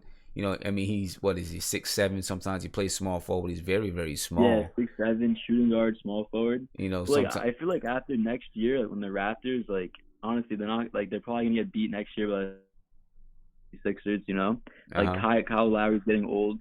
They're probably going to want to blow it up. And I feel like Frank, Tim, Lance, and a pick, it might be enough to, we get DeRozan, we get Butler, and we get Kyrie.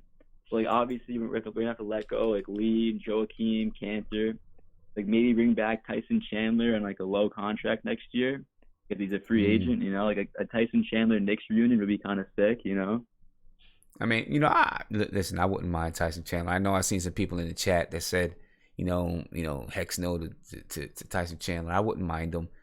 I do feel like Tyson Chandler kind of in that last, I don't know. He was getting on my nerves a little bit in his last season here.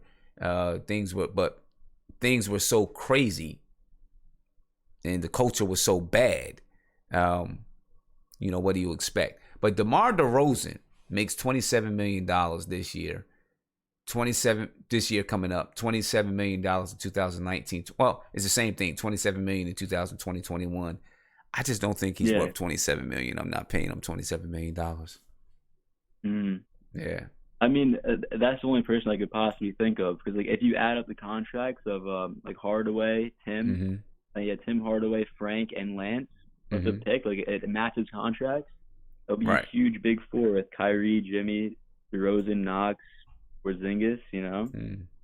Well, we'll see what happens, man. We'll see what happens. So thank you for having me. I just want to throw out that idea out there. Okay. Appreciate it. I appreciate the call, man.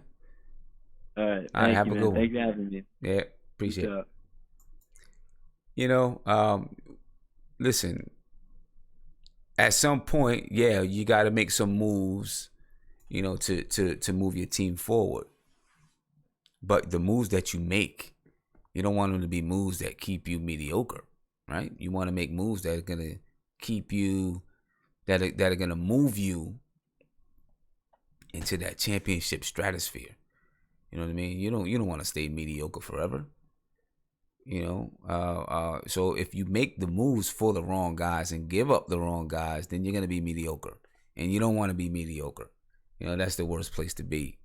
You know what I mean? That's definitely the worst place to be. Caller, who's on the line? Who I got on the line? Speak to me. Man. Oh, there it goes. Man. What's popping, my brother? Man, Sim, you got me thinking you done blackballed me like Kaepernick, man. No, man, never that, bro, never that. But you know what I mean? At the end of the day, he a Boston fan, man. We all Knicks in this thing here, man. You ain't with the Knicks, hey, I ain't with you. I hear you. I hear you. You can say your little comments. If you ain't a Knicks fan, you can make your little comments, but you don't feel our pain. You can have a little smirks and whatnot, but I wasn't feeling dude last night. You wasn't feeling him. I wasn't feeling when he tried to trash Mitch. You know what I mean? And it's real funny. Look what Mitch did tonight. You know what I mean? Look what he did this evening, rather this afternoon. He cooked. And let's just break this thing down, man. And I done had time. I watched the game. I DVR'd it. I watched it over and over. I looked at our deficiencies in this game, and I'm going to call it out how I can see. Can you hear me real good? I can hear you good. All right. Okay, we're going to start with my analysis number one. And it really happened in the last game. And I agree with what you said. We missing Frank. Frank, that defense, it's one thing to have defense where you can play defense, but it's another thing to be an elite defender, and you know this, Tim, is like having an elite offensive player. You got a lot of guys who may be able to put the ball in the basket, but you don't have elite offensive players. You don't have too many of them. You know what I mean? I'm with you. With you. You're right. Frank in that last game, even today, he would have locked these games up, man. We would not have lost these games today, and you can see it. Frank's ability to be able to affect the score on the defensive end, and it's funny because when we talk about, true indeed, his aggressiveness on the offensive end is lacking. But you don't have to coach him on the aggressiveness on the defensive end. He's naturally aggressive as a defender. And it's funny because you see a lot of guys who don't have that aggression on the defensive end. Because defense is not a sexy thing. You know what I mean? Right. You know what I mean? So Frank not being there really let us see the value of Frank not being there. Now we're going to transition to Mitch. Mitchell Robinson, man. What else can we say? We didn't ran no sets for this kid, man. How much has the kid been averaging? You know what I mean, in the summer league. Who, Mitchell Robinson? Dude, yeah, Mitchell Robinson he's scary, man. He's scary because we are not running no players for this dude, and it's on pure ability, athleticism, being active, and something you notice him as a coach. You have some players that are lazy. You have some players that are active. You can't coach active. That's in you. True. That's in you. That's in you. Now, I'm going to transition to your boy, Troy Williams. Okay. I've been happy with Troy Williams. I've been happy with him until the last. And I agree with that first At one that AutoZone, said Troy doing was more out of control. is what we do best. You know what I mean? More loaner tools to get and jobs he has done been right. out of control. Because this game today, there was some stuff that he did near the end of the game. I literally yelled at the screen of the screen of the computer and the TV. I'm like, man, what are you thinking? We done came back and you done gave the game back away, put it back in Boston's hands. Kevin Knox, that dude is cool as a fan, man. Mm-hmm. You know what I mean? He is. That's a cool brother, man. He's Nino Brown, man. You said Nino Brown. Nino Knox. Nino Knox. That's what I'm gonna call it. That's okay. Nino Knox, man. And I'm saving the last for not least because I killed him the first two games, and you know who I'm going to. Go ahead. Allonzo Trier. Uh-huh. Allonzo Trier, Sam. My team and I. First two games, I saw stuff I didn't like, but like I told you last night the last time we got on, thing I appreciate for Allonzo. Do you think that adjustment he made in the third game was his adjustment? I don't think so. That was coaching. Was coaching. They allowed him to play his game for the first two games and say, hey, now we're going to try to adjust your thinking, let you see what you've been doing wrong, where you can improve. And the last few games, that kid has adjusted. I don't have a problem with Trier, but Dotson, I'm not impressed with Dotson, man. Dotson looks like he has no confidence. None. Can't even shoot a free throw. Yeah, I mean, yeah, you know. I'm really disappointed with him, man. And listen, Dotson played really, really well last year in Summer League. That's the whole reason that I don't understand what's going on. Yeah, that's the whole reason he was picked up. Yeah, I don't exactly. I mean, think about it, Sam. Hey, out of all the players that Fizdale, when he first came there, could have took to that Boston game with him, Dotson was right there. Uh-huh. And for Dotson to play the way Dotson playing like he hadn't even been exposed to Summer League, like he's a rookie. Right. We'll see what happens with him, man. He's shook. I hope he wake up in training camp, but it don't look good for him. Yeah. Moutier, he can go, and Isaiah Hicks. I said it the last podcast you had, man, the last setup. And I'm a diehard Tar Heels, man. You understand me? Isaiah Hicks is not in shape, and that's a knock on him. You look at him, it looks like he's eating too much and not working enough. I mean, he looks flabby. Yeah. Yeah, So, I mean, I don't expect Isaiah Hicks to stay around that long. You know what I mean? We wasting a spot on him, man. We wasting a spot on him. Yeah, I don't expect him to be around that long. We'll see what happens with we'll see what happens there, but you know, I just don't expect Isaiah Hicks to be around that long. You know, he's getting and they shouldn't. I don't understand how they gave him the contract they gave him. I'm like, what did they? I don't know. I mean, what did they see? Yeah. Well, I mean, maybe they see something. Maybe they see some things in practice, whatever that we don't see. I don't know. Come on, Sam. You're a coach, man, and more importantly than that, man, you a baller, and you know the game. You done played basketball, man. You done played with players like Isaiah Hicks, man.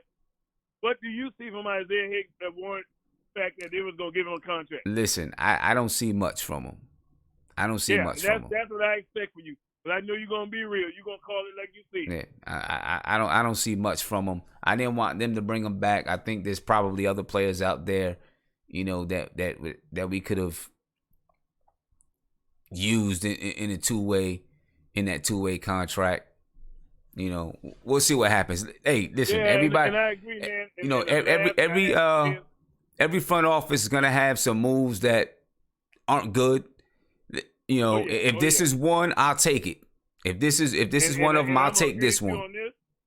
I'm riding with you on this, and I'm riding with Scott Perry and them boys, man. Hey, overall, I'm not disappointed with nothing that they've done as a whole. You know what I mean? Collectively, but individually, the only move that I'm disappointed with really is Isaiah Hicks, because nobody could have tell you as a Knicks fan coming into this off season, going into the summer league, that Dotson would have been playing the way he's been playing. Right. We all thought he would have been making a jump. Right. See it from everybody in the chat, all the people that's calling, they thought Dotson would have made a jump. Isaiah, ain't nobody surprised with how he's playing. So that's one knock. But I'm saving the last, and then I'm gonna get off. All right. But man, hey, I'm gonna tell you right now, man. I'm not opposed to Joakim Noah, man. And I'm gonna tell you why, Sam. And I said this before. The amount of money that Joakim Noah is getting, and I heard you say it the other night. I don't care if he's seen in the toilet or whatever. That kind of money he's getting. And my thing is, what I look at with Joakim Noah, the man is from New York.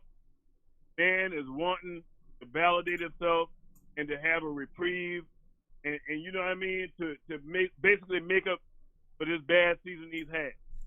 So the guy is hungry. You understand me? Hungry. The guy know how to play defense. You're paying the guy almost $20 million a year. That if you're not gonna trade him, you need to play him. You need to play him. If you're not gonna trade him or you ain't gonna stretch him, we need to play the guy, man. He's got to do something. He's got to do something. Like I said. And I know you feel the way I feel. Yep. Like I said the other night, I don't care if he's cleaning the toilets. You don't get that man $18 million and he's just sitting around in the suit. And Tim, hey, honestly, you telling me that between Noah and Cantor, what I'm taking, man, defense, hey, it's like, hey, you watch baseball, Tim? Little bit. Watch baseball? Little bit, yeah. Do you watch baseball when they get in the playoffs? That's period. Right. Man, when it comes to baseball, it's something. Hey, when it comes to pitching and baseball, pitching, stop back. You understand me?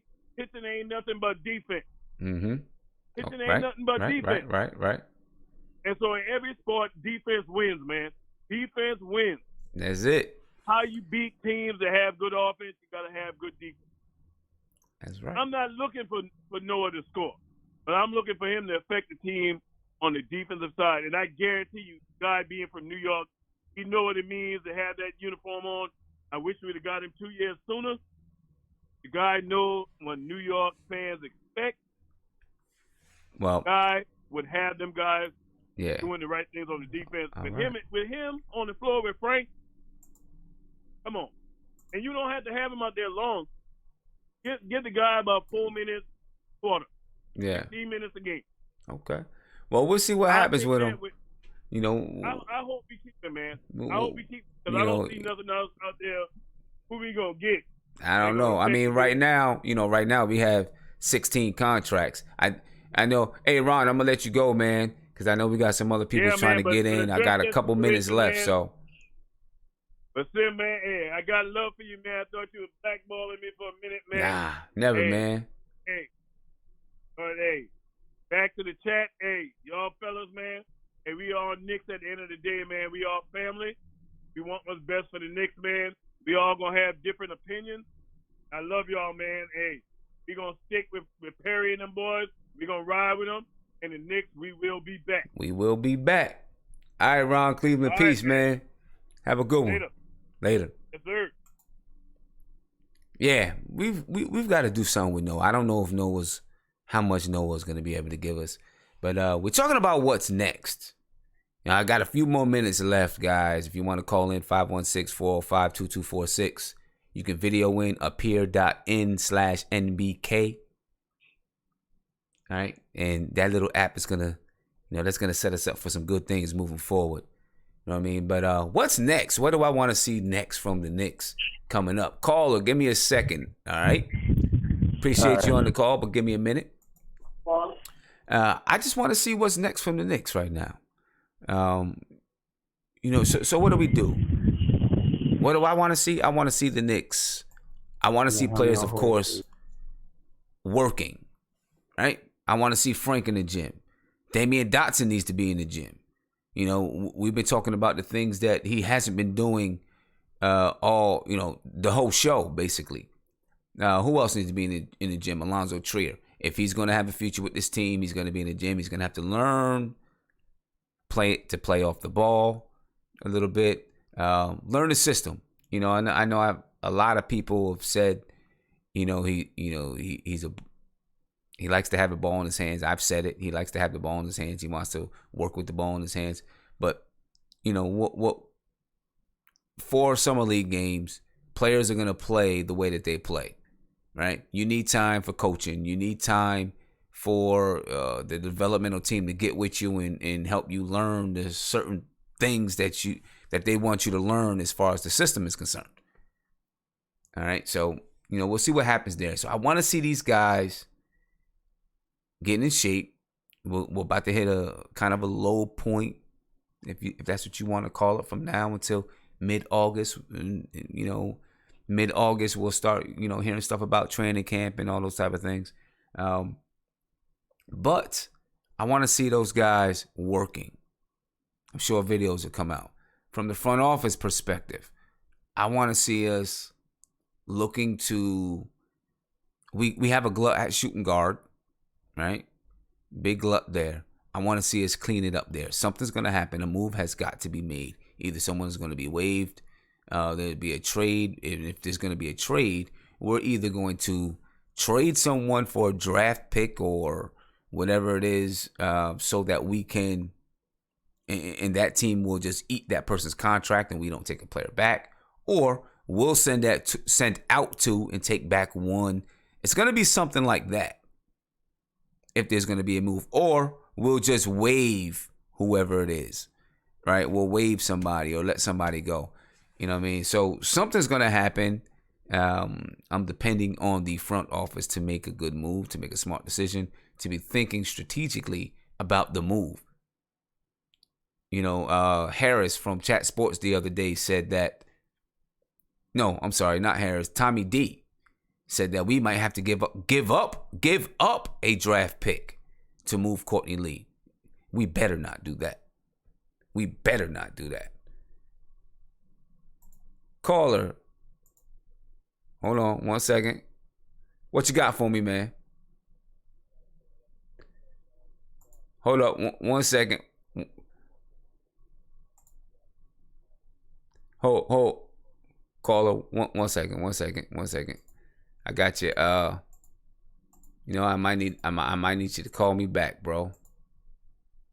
Oh, yeah. Okay. Can you hear me? All right, there we go. We got you loud and clear now. There you go. Okay, speak. Say something. There you go. Yeah. All right. So, what's going on with you, bro?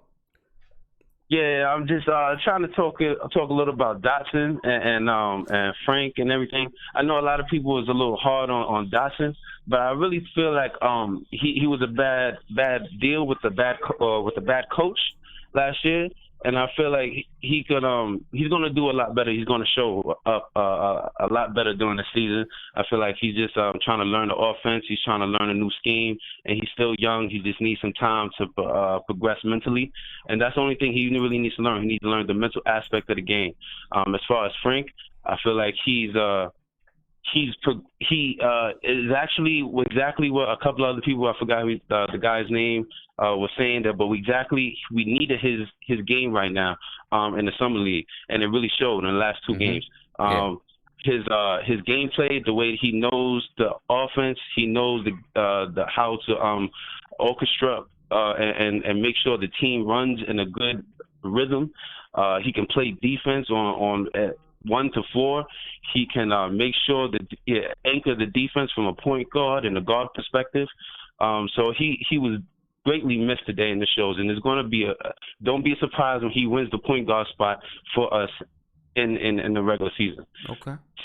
Thirdly, I want to talk about Trier. A lot of people is high on Trier, but I just wanted to let y'all know, don't be so high on Trier, because he is not so good, first off, on defense, and he doesn't know how to orchestrate the offense, period.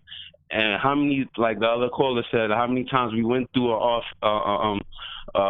point guard positions in the New York Madison Square Garden, where we had to go through a point guard who didn't know how to orchestrate the offense, just went for their own shot and did terrible defense and just killed our whole entire team. We don't need any of that. Yeah, period. I'm with you. I hear you. I'm definitely with you there, man, because, we need, we don't need any of that. We don't need any of that. And for years, right, we've been dealing with the inability to guard the opposing team's point guard. This is what really pisses me off, though. This really pisses me off about a lot of Knicks fans, man, because for so many years, we've been struggling to defend the opposing point guards. We've been killed by opposing point guards. Sometimes point guards who don't even have a name in the NBA have the game of their life against the New York Knicks. Exactly. Now we have a point exactly guard. Yeah. Now we have a point guard that can defend these guys. Right? And if even if you don't shut them down, you're not going to shut down Kyrie Irving or Steph Curry, but you make it tough for them. They shoot a low percentage. You make them turn the ball over a few times, right? They don't just run down the lane on you. Fight over those screens. And now, but we look at Frank, and the only thing, some people, not everybody, of course, a lot of people, the only thing they can see is that the guy can't score like some of these other point guards in the league. But them other guys can't defend like Frank in the league. You know what I mean? We've complained about it for so long. Now we got a point guard that wants to distribute the ball, or lead guard, whatever you want to call him, that wants to distribute the ball, wants to play defense, and we complain about it. But here's the thing, though, too. He is learning the offense. And when I see Frank, I see a future star in him. Not just a regular point guard that could just be a rotational guy that not like a lot of commercial people in ESPN and stuff like that, they say. But he's a rotational guy and stuff like that. No, I do see a future star. He's a two-way player that could sit there and play defense, and he's learning how to shoot. Once he starts to become aggressive, and he's learning that in the summer league. So once he starts to keep that in his repertoire, he's going to just take off. His form is already there. He can shoot the three. We already know he can. He has the confidence when he shoots up and takes it in the fourth quarter. In tie games and stuff like that. Sometimes facing a whack team, but when he gets that. When he gets that confidence, when he gets his shot going and he gets his rhythm, a couple of years, 2-3 years, like the guy says, it takes a point guard, I think it was Tony Crow, it takes a point guard 4 years in order to sit there and blossom as a point guard. This is only his second year, and he's actually showing some aggressiveness. He's showing he can shoot a shot. We already automatically know he could play defense. So that's like, how many checks off the box is like, how many checks do you need off the box in order for you to sit there and say, all right, he's a bona fide point guard. We need to start him. Yeah. Like, there's no debate about him. You don't need to trade him. We don't need to put him in the package to get another superstar in him. He's going to be a star in his own right. And just like so many players that we drafted and just sent off before they even got a chance to really play in Madison Square Garden, that blossomed off to become a good either rotational piece off to some championship squad down the line before, or they wound up being a good star later on. Like, we need to hold on to our pieces, period. I feel you, man. I include Dotson with that as well. Okay.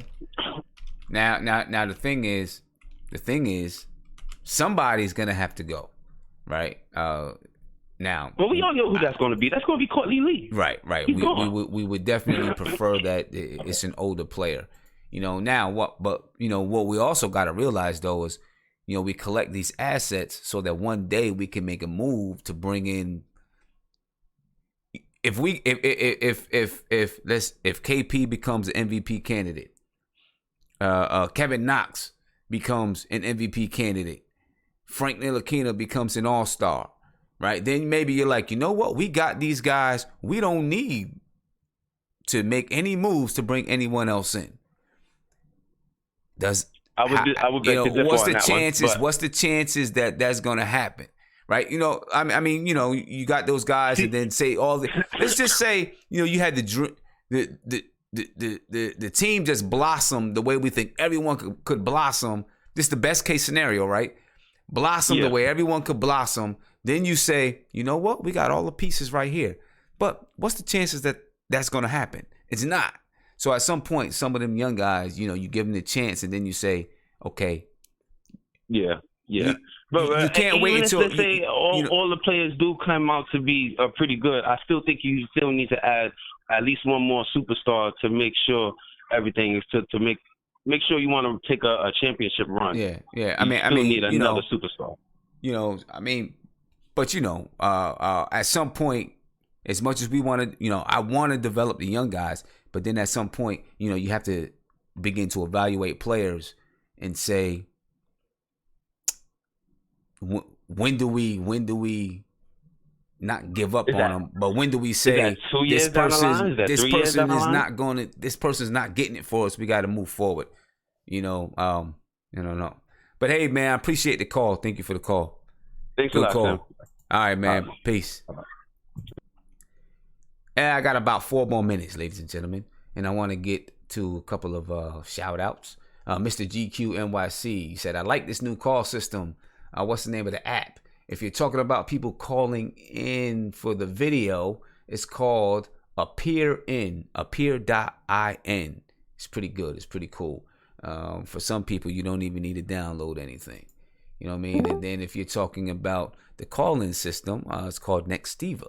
You know what I mean? So, you know, listen, the show grew. So I had to grow with it. You know what I mean? So it's a good thing. It's a good thing. My man Tony Crow is here. He's been, you know, having a time, you know, getting getting his stream to stay steady. But it's cool. It's all good, man. What's popping with you, man? Yo, shout out to the chat. Yo, Black is time. Yeah, hopefully. 4%.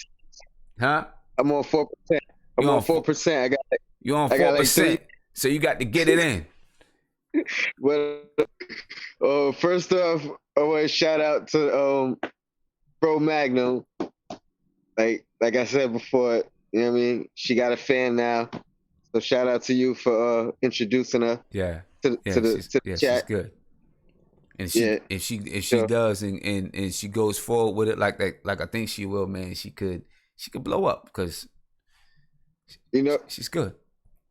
What I love just off the back, like you could tell she's a real Knicks fan. Yeah. You know what I mean? Mm-hmm.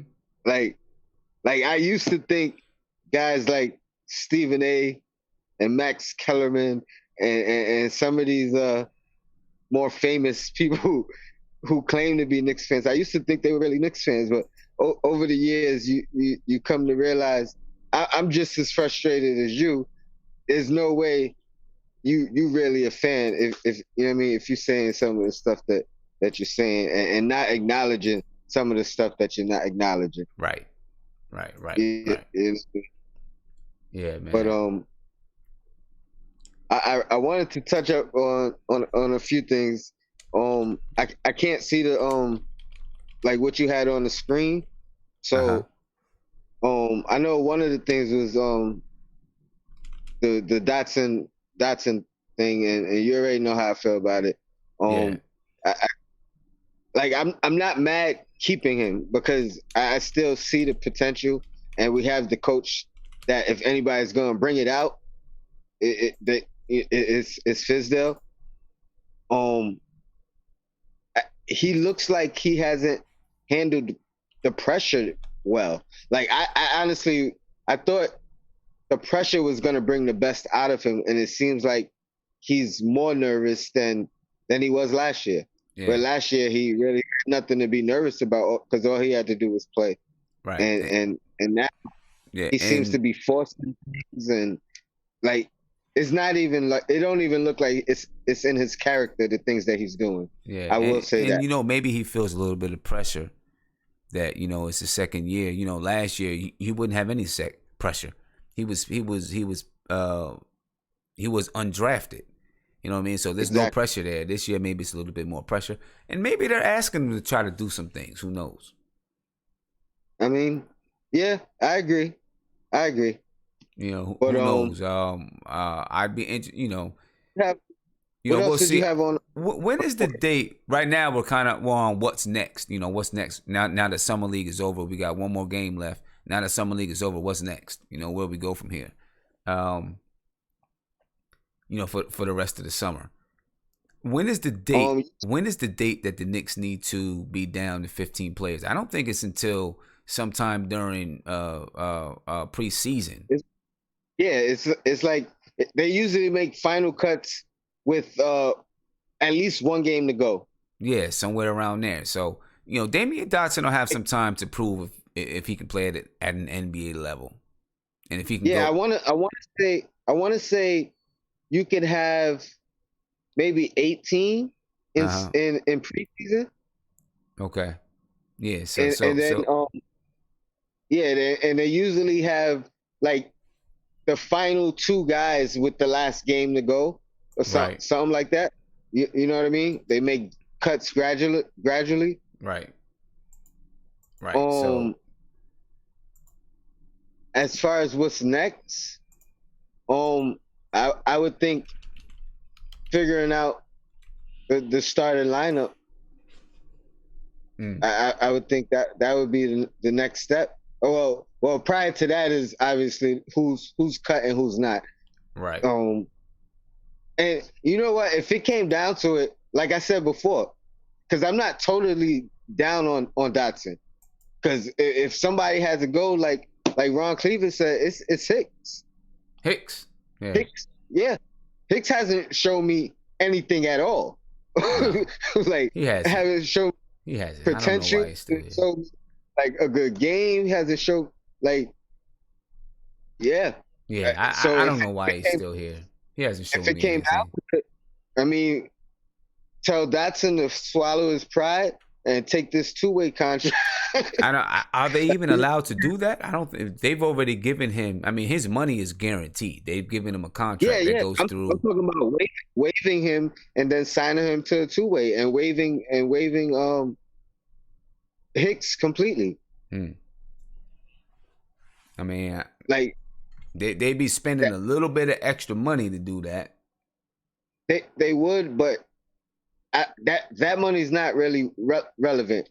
You know what I mean? And, that's true. Yeah, that's true. $75,000. It's not like it's tax money. You know what I mean? It's like you paying them out, and you sign them on a two-way for whatever the absolute minimum is. Like, you know what I mean? Because you getting your money anyway. Yeah, and there may be, I don't know. There may be some rules that say once you have an NBA contract, you can no longer be a two-way. I don't know. But well, I'm interested to see what they're gonna do. By the way, the Knicks play tomorrow. They play the New Orleans Pelicans tomorrow, 4:30 p.m. Eastern Time on NBA TV. Knicks play tomorrow, 4:30 p.m. NBA TV versus the Pelicans. See if we can leave out of the summer league last game with a win. That's what I like to see. With a win? Yeah, that's what I like to see. That would be nice. You mentioned in the Pelicans just reminded me that you had the whole Mitchell Robinson thing up on the board, and the date, what's his name, Davis? Yeah, Anthony Davis. With those comparisons, it just reminded me about that. Yeah. And the first thing I just want to say about him is he's definitely stronger than KP was his rookie year. Like that's without a question. He's True. not strong enough. True. But he's stronger right now than KP was rookie year. And if you look at his body, pause. He you can see he's gonna fill out naturally. So I mean, he needs to hit the weight room and get it started. Yeah. But he's not going to be the skinny toothpick kid. You know what I mean? Right. Yeah. He's going to fill out. Fill out well. Yeah, he's gonna fill out. I can see him having an Anthony Davis type body. Yes, you know what absolutely. I mean? Anthony Davis type body when he fills out. I can see that. Yeah. Yep. And then working out with him and working with his trainer is only gonna help him. Right. Another thing I want to say, if you compare him to Marcus Camby freshman year at college, it's almost identical. Yeah. Okay. If he spent that year in college, he definitely would have been a top 10 pick without a doubt. All the negatives on him, I don't think they warrant him not getting at least 15 minutes a game. Okay. And if you just putting in perspective of our roster, he should get at least 15 minutes a game. Yeah. Because we don't know if Noah's going to get a minute or be on the team or any of that off jump. Cantor's our starter, and I see Luke Cornett playing better at the 4, filling the KP role than I do him at center. I mean, he can play both, but right. I think his shooting it should put him at the 4, and then if you want to switch him on a 5 on defense, that makes sense too. Yeah, because he is a shot blocker. Okay. Yeah. But Mitchell Robinson is going to be. He's going to be good, man. I think he's going to be good. He's I like his activity. He's got a lot of activity. He moves around, gets up and down the floor. His arms are so long. He's blocking guys at the 3-point line. Jumping from the box. Simeon, when was the last time you seen any Knicks player block 2 3-pointers in one game? Right. Exactly. Doesn't happen. Doesn't happen. Like I was thinking about that the other day, and I'm like, and I was putting it with centers, and I'm like, yeah, Camby was probably the last Knicks center to block 2 3-pointers in one, and he's probably the last player. Yeah, and look, keeping it in New York for a second, Tony. Keeping it in New York. Just want to report on a couple of trades. The Denver Nuggets have sent Kenny Fareed. Oh shit! Get this on. It's Kenny Fareed, Darrell Arthur, and a future pick to the Brooklyn Nets. And then the Nets turned around and they made another move. The Nets traded Jeremy Lin to the Atlanta Hawks. Yep. I like that move. So they did cat relief for Denver. You know what? I didn't see everything. I didn't even read it. I didn't even read it, so I don't know exactly what it was. And then you got Isaiah Thomas signing with the Denver Nuggets. So Isaiah Thomas found a home. That's interesting. Yeah, found a home. Did they say how many years? Let's see. Let's check out what he's doing. Isaiah Thomas, a 1-year deal. I think almost everyone who's signing a 1-year deal because it's going to be tons of money in the market. I expect next year. So most people signing 1-year deals. So what you mentioning Isaiah Thomas reminds me of something else I was trying to get to earlier. In regards to Trey Burke, like he probably isn't a full-time, starter. Right. Like he probably isn't. And in my opinion, Isaiah Thomas probably shouldn't be a full-time starting point guard. Right. But if you're gonna do it, you gotta do it you have to surround him with defenders, and that's what we have to do with Burke. If he's a starter, I think he deserves. Well, I think they should fight it out like Fizdale said. But if we were going off last season, I think Burke, he deserves it. Yeah, I think they're gonna fight it out, but Burke definitely deserves a shot. He deserves a shot. He went to work. He deserves a shot. Yeah. And if we just going off that, like, let's trust in Fizdale, right? Because that seems to be the way to win. So if Fizdale chooses whomever, if he chooses Moody or to start at point guard, I'm gonna think Moody showed him something that made him something. Yeah. So right. We want to trust in our coach. Let the coach make the decisions and trust in the coach. Hey, Tony, man, I'm about to get off. I feel you, man. It's been almost 3 years, right? Huh? Yeah, man.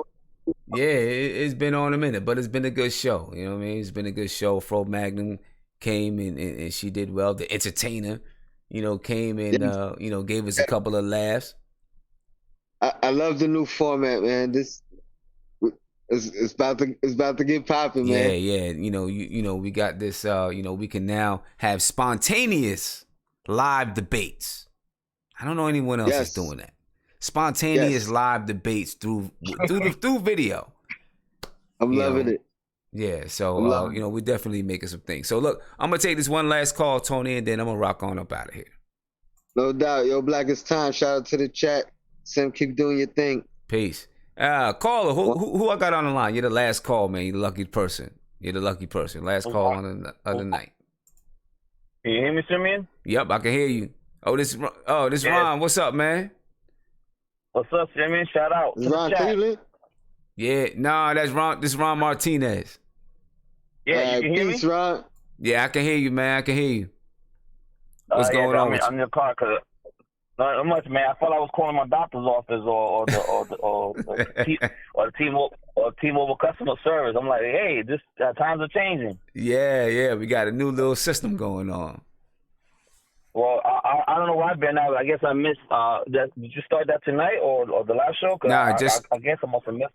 No, just started tonight. We got a new system, tonight. So that way, basically the system, because you know how it was before with Skype and people would call and then someone else would try to call and you hear the Skype sound go off. So the way it is now, people can call in and then when someone else calls in, it automatically goes to hold. Yeah. You know what I'm saying? And then so, it's been good. I'm still learning the system a little bit, but so far it's worked out well.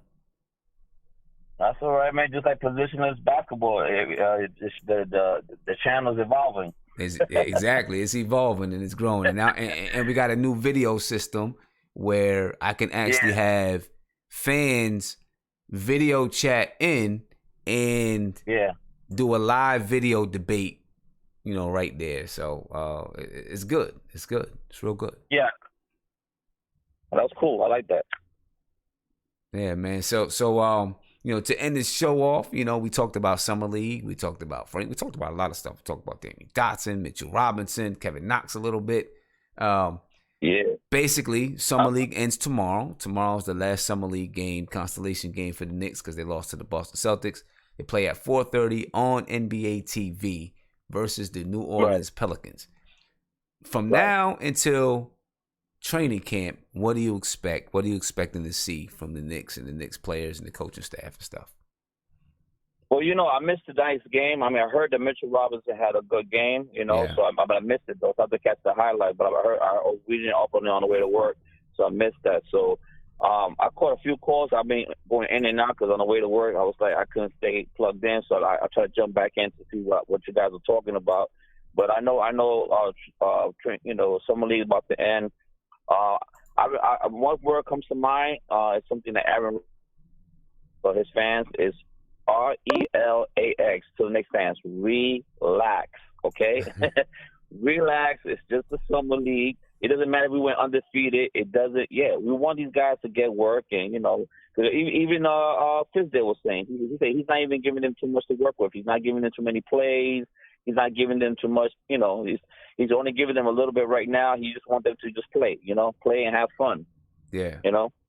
So, yeah, I'm pretty sure Fizdale they have. I mean, because they were even already trying to work out with these guys even before summer league. So I'm pretty sure he's trying to get ahead of the ball with these boys.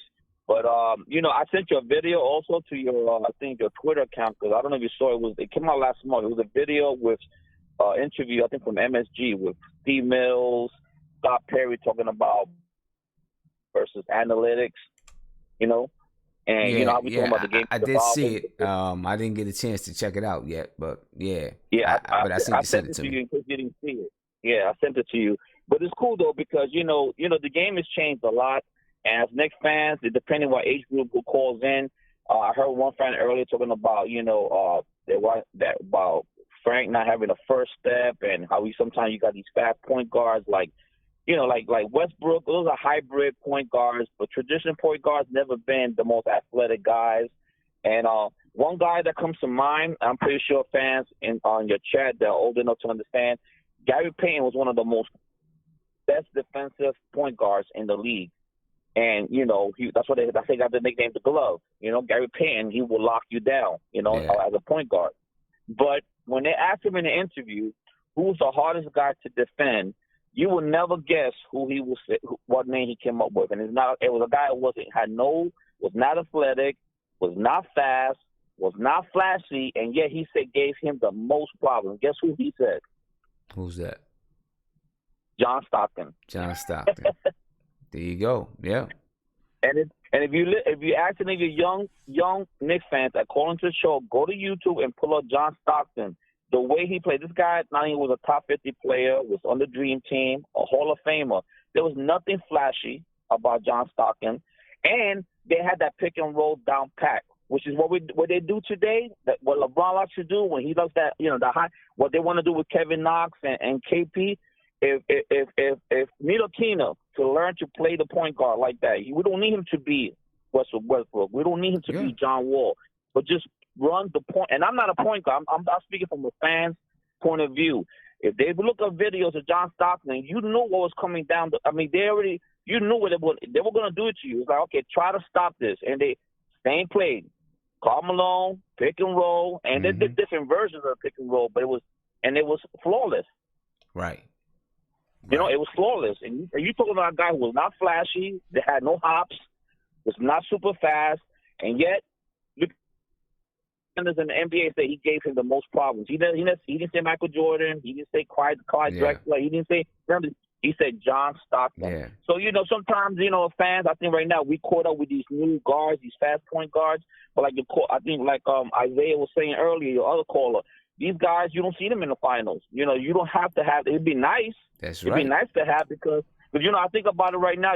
Sometimes as far as body-wise, not his game, but body-wise, who Frank reminds me of, Penny Hardaway. When Penny Hardaway came out of college, Penny Hardaway was a 6'7" point guard. I mean, of course, the injuries is messed up, but the injury. Yeah, I mean, and Penny Hardaway looked to score a little bit more, of course, but I get what you're saying. Penny Hardaway was a 6'7" point guard. He could play the 1, he could play the 2, and that's why I think sometimes when they look at Frank, they're like, hey, well, this guy's tall enough. But the thing is, Penny Hardaway was even, if you think about it, Penny Hardaway was at least 22, 23 when he was at Memphis. Frank is only what, 18? Yep, 19, about to be 20. 19, so he still got time to grow. That's right. He still got his game, to grow. I mean, that's my opinion, And if you think about it, the timeline that the Knicks are on right now, if we're not looking to contend for another 3-4 years, if we decide to keep Frank, who knows if his game will have evolved. Point in time, Listen, I really think if we trade Frank within the next 2 years, it's gonna come back to bite us. We don't need that. It's gonna come back to bite us. Yeah. Hey, Ron, man, you were my last call of the night. All right, I'm about to jump off. I appreciate the call as usual, and I'll be back on Sunday night. Sunday night, okay. Who knows? If I feel good, I might jump on after the game tomorrow night. But let me see. The game is at 4:30. It'll probably get over 6:30. I'll be in basketball practice at 7:00. So yeah, but I'll definitely be on Sunday night, man. I appreciate the call. All right, brother. Good luck with everything. Appreciate it, bro. Peace. All right, bro. Peace out. Yeah. And I want to give a big shout out to everyone who hit me with the super chats. Thank you for the super chats tonight. I appreciate it. Let me see who we have there. We have French Unicorn, Mighty Knicks, Mr. GQ. Thank you for the super chats. I definitely appreciate it. As usual, I'm always flattered and humbled. You know what I mean? When people hit me with a super chat. I want to thank Fro Magnum for coming through. You guys stay on the lookout because I think that she has a future in this. You know what I mean? And the entertainer, I'm sure he'll be back. I'm sure they'll both be back. So stay on the lookout. Thank you guys for showing them the respect and they were excited to come in and talk to you guys. Let me tell you something. People log in for the chat. People log in to talk to you guys in the chat. That's the truth. They log in to talk to you guys in the chat because you guys keep it a little warm in the chat. That's what's up. That's cool. People want to see what you guys talking about. Everyone that comes on and afterwards they're like, the chat is crazy. The chat be cooking. The chat is hot. But I appreciate you guys, man. I'm about to go ahead and log off and I will talk to you guys Sunday night. Who knows? I might jump on, do something a little special and just jump on and talk about tomorrow night's game. I might do it, later on. And if I do, it's only going to be for about 30 minutes or so. We'll see what happens, but I'll definitely be on Sunday night. Sunday night, we have on the show Jay Macri from the Knicks Wall. He'll be on with us Sunday night. That's Jay Macri from the Knicks Wall on with us Sunday night. So it should be a very, very good show. And we're going to talk about a lot of basketball. We'll talk about the New York Knicks. We'll probably talk about some overall NBA basketball. So make sure you join us Sunday night with Jay Macri from the Knicks Wall. And then on the 17th, we got Knicks Film School. And we'll see what happens after that. See who comes on after that. But I'm out. I will see you guys Sunday night. Make sure you hit me on Twitter. Make sure you hit me on Facebook, Instagram. And peace. If you enjoyed this stream, please subscribe below. Ring the bell. Get a notification anytime that I go live. I'm on live every Sunday, every Tuesday, every Thursday at 10:30 p.m. So I'll be back this Sunday. Special guest, Jay Macri from the Knicks Wall. We're going to talk it up. We're going to talk NBA basketball. We're going to talk New York Knicks basketball. We're going to have a good time. We'll have some fan debates. And let's rock. Peace.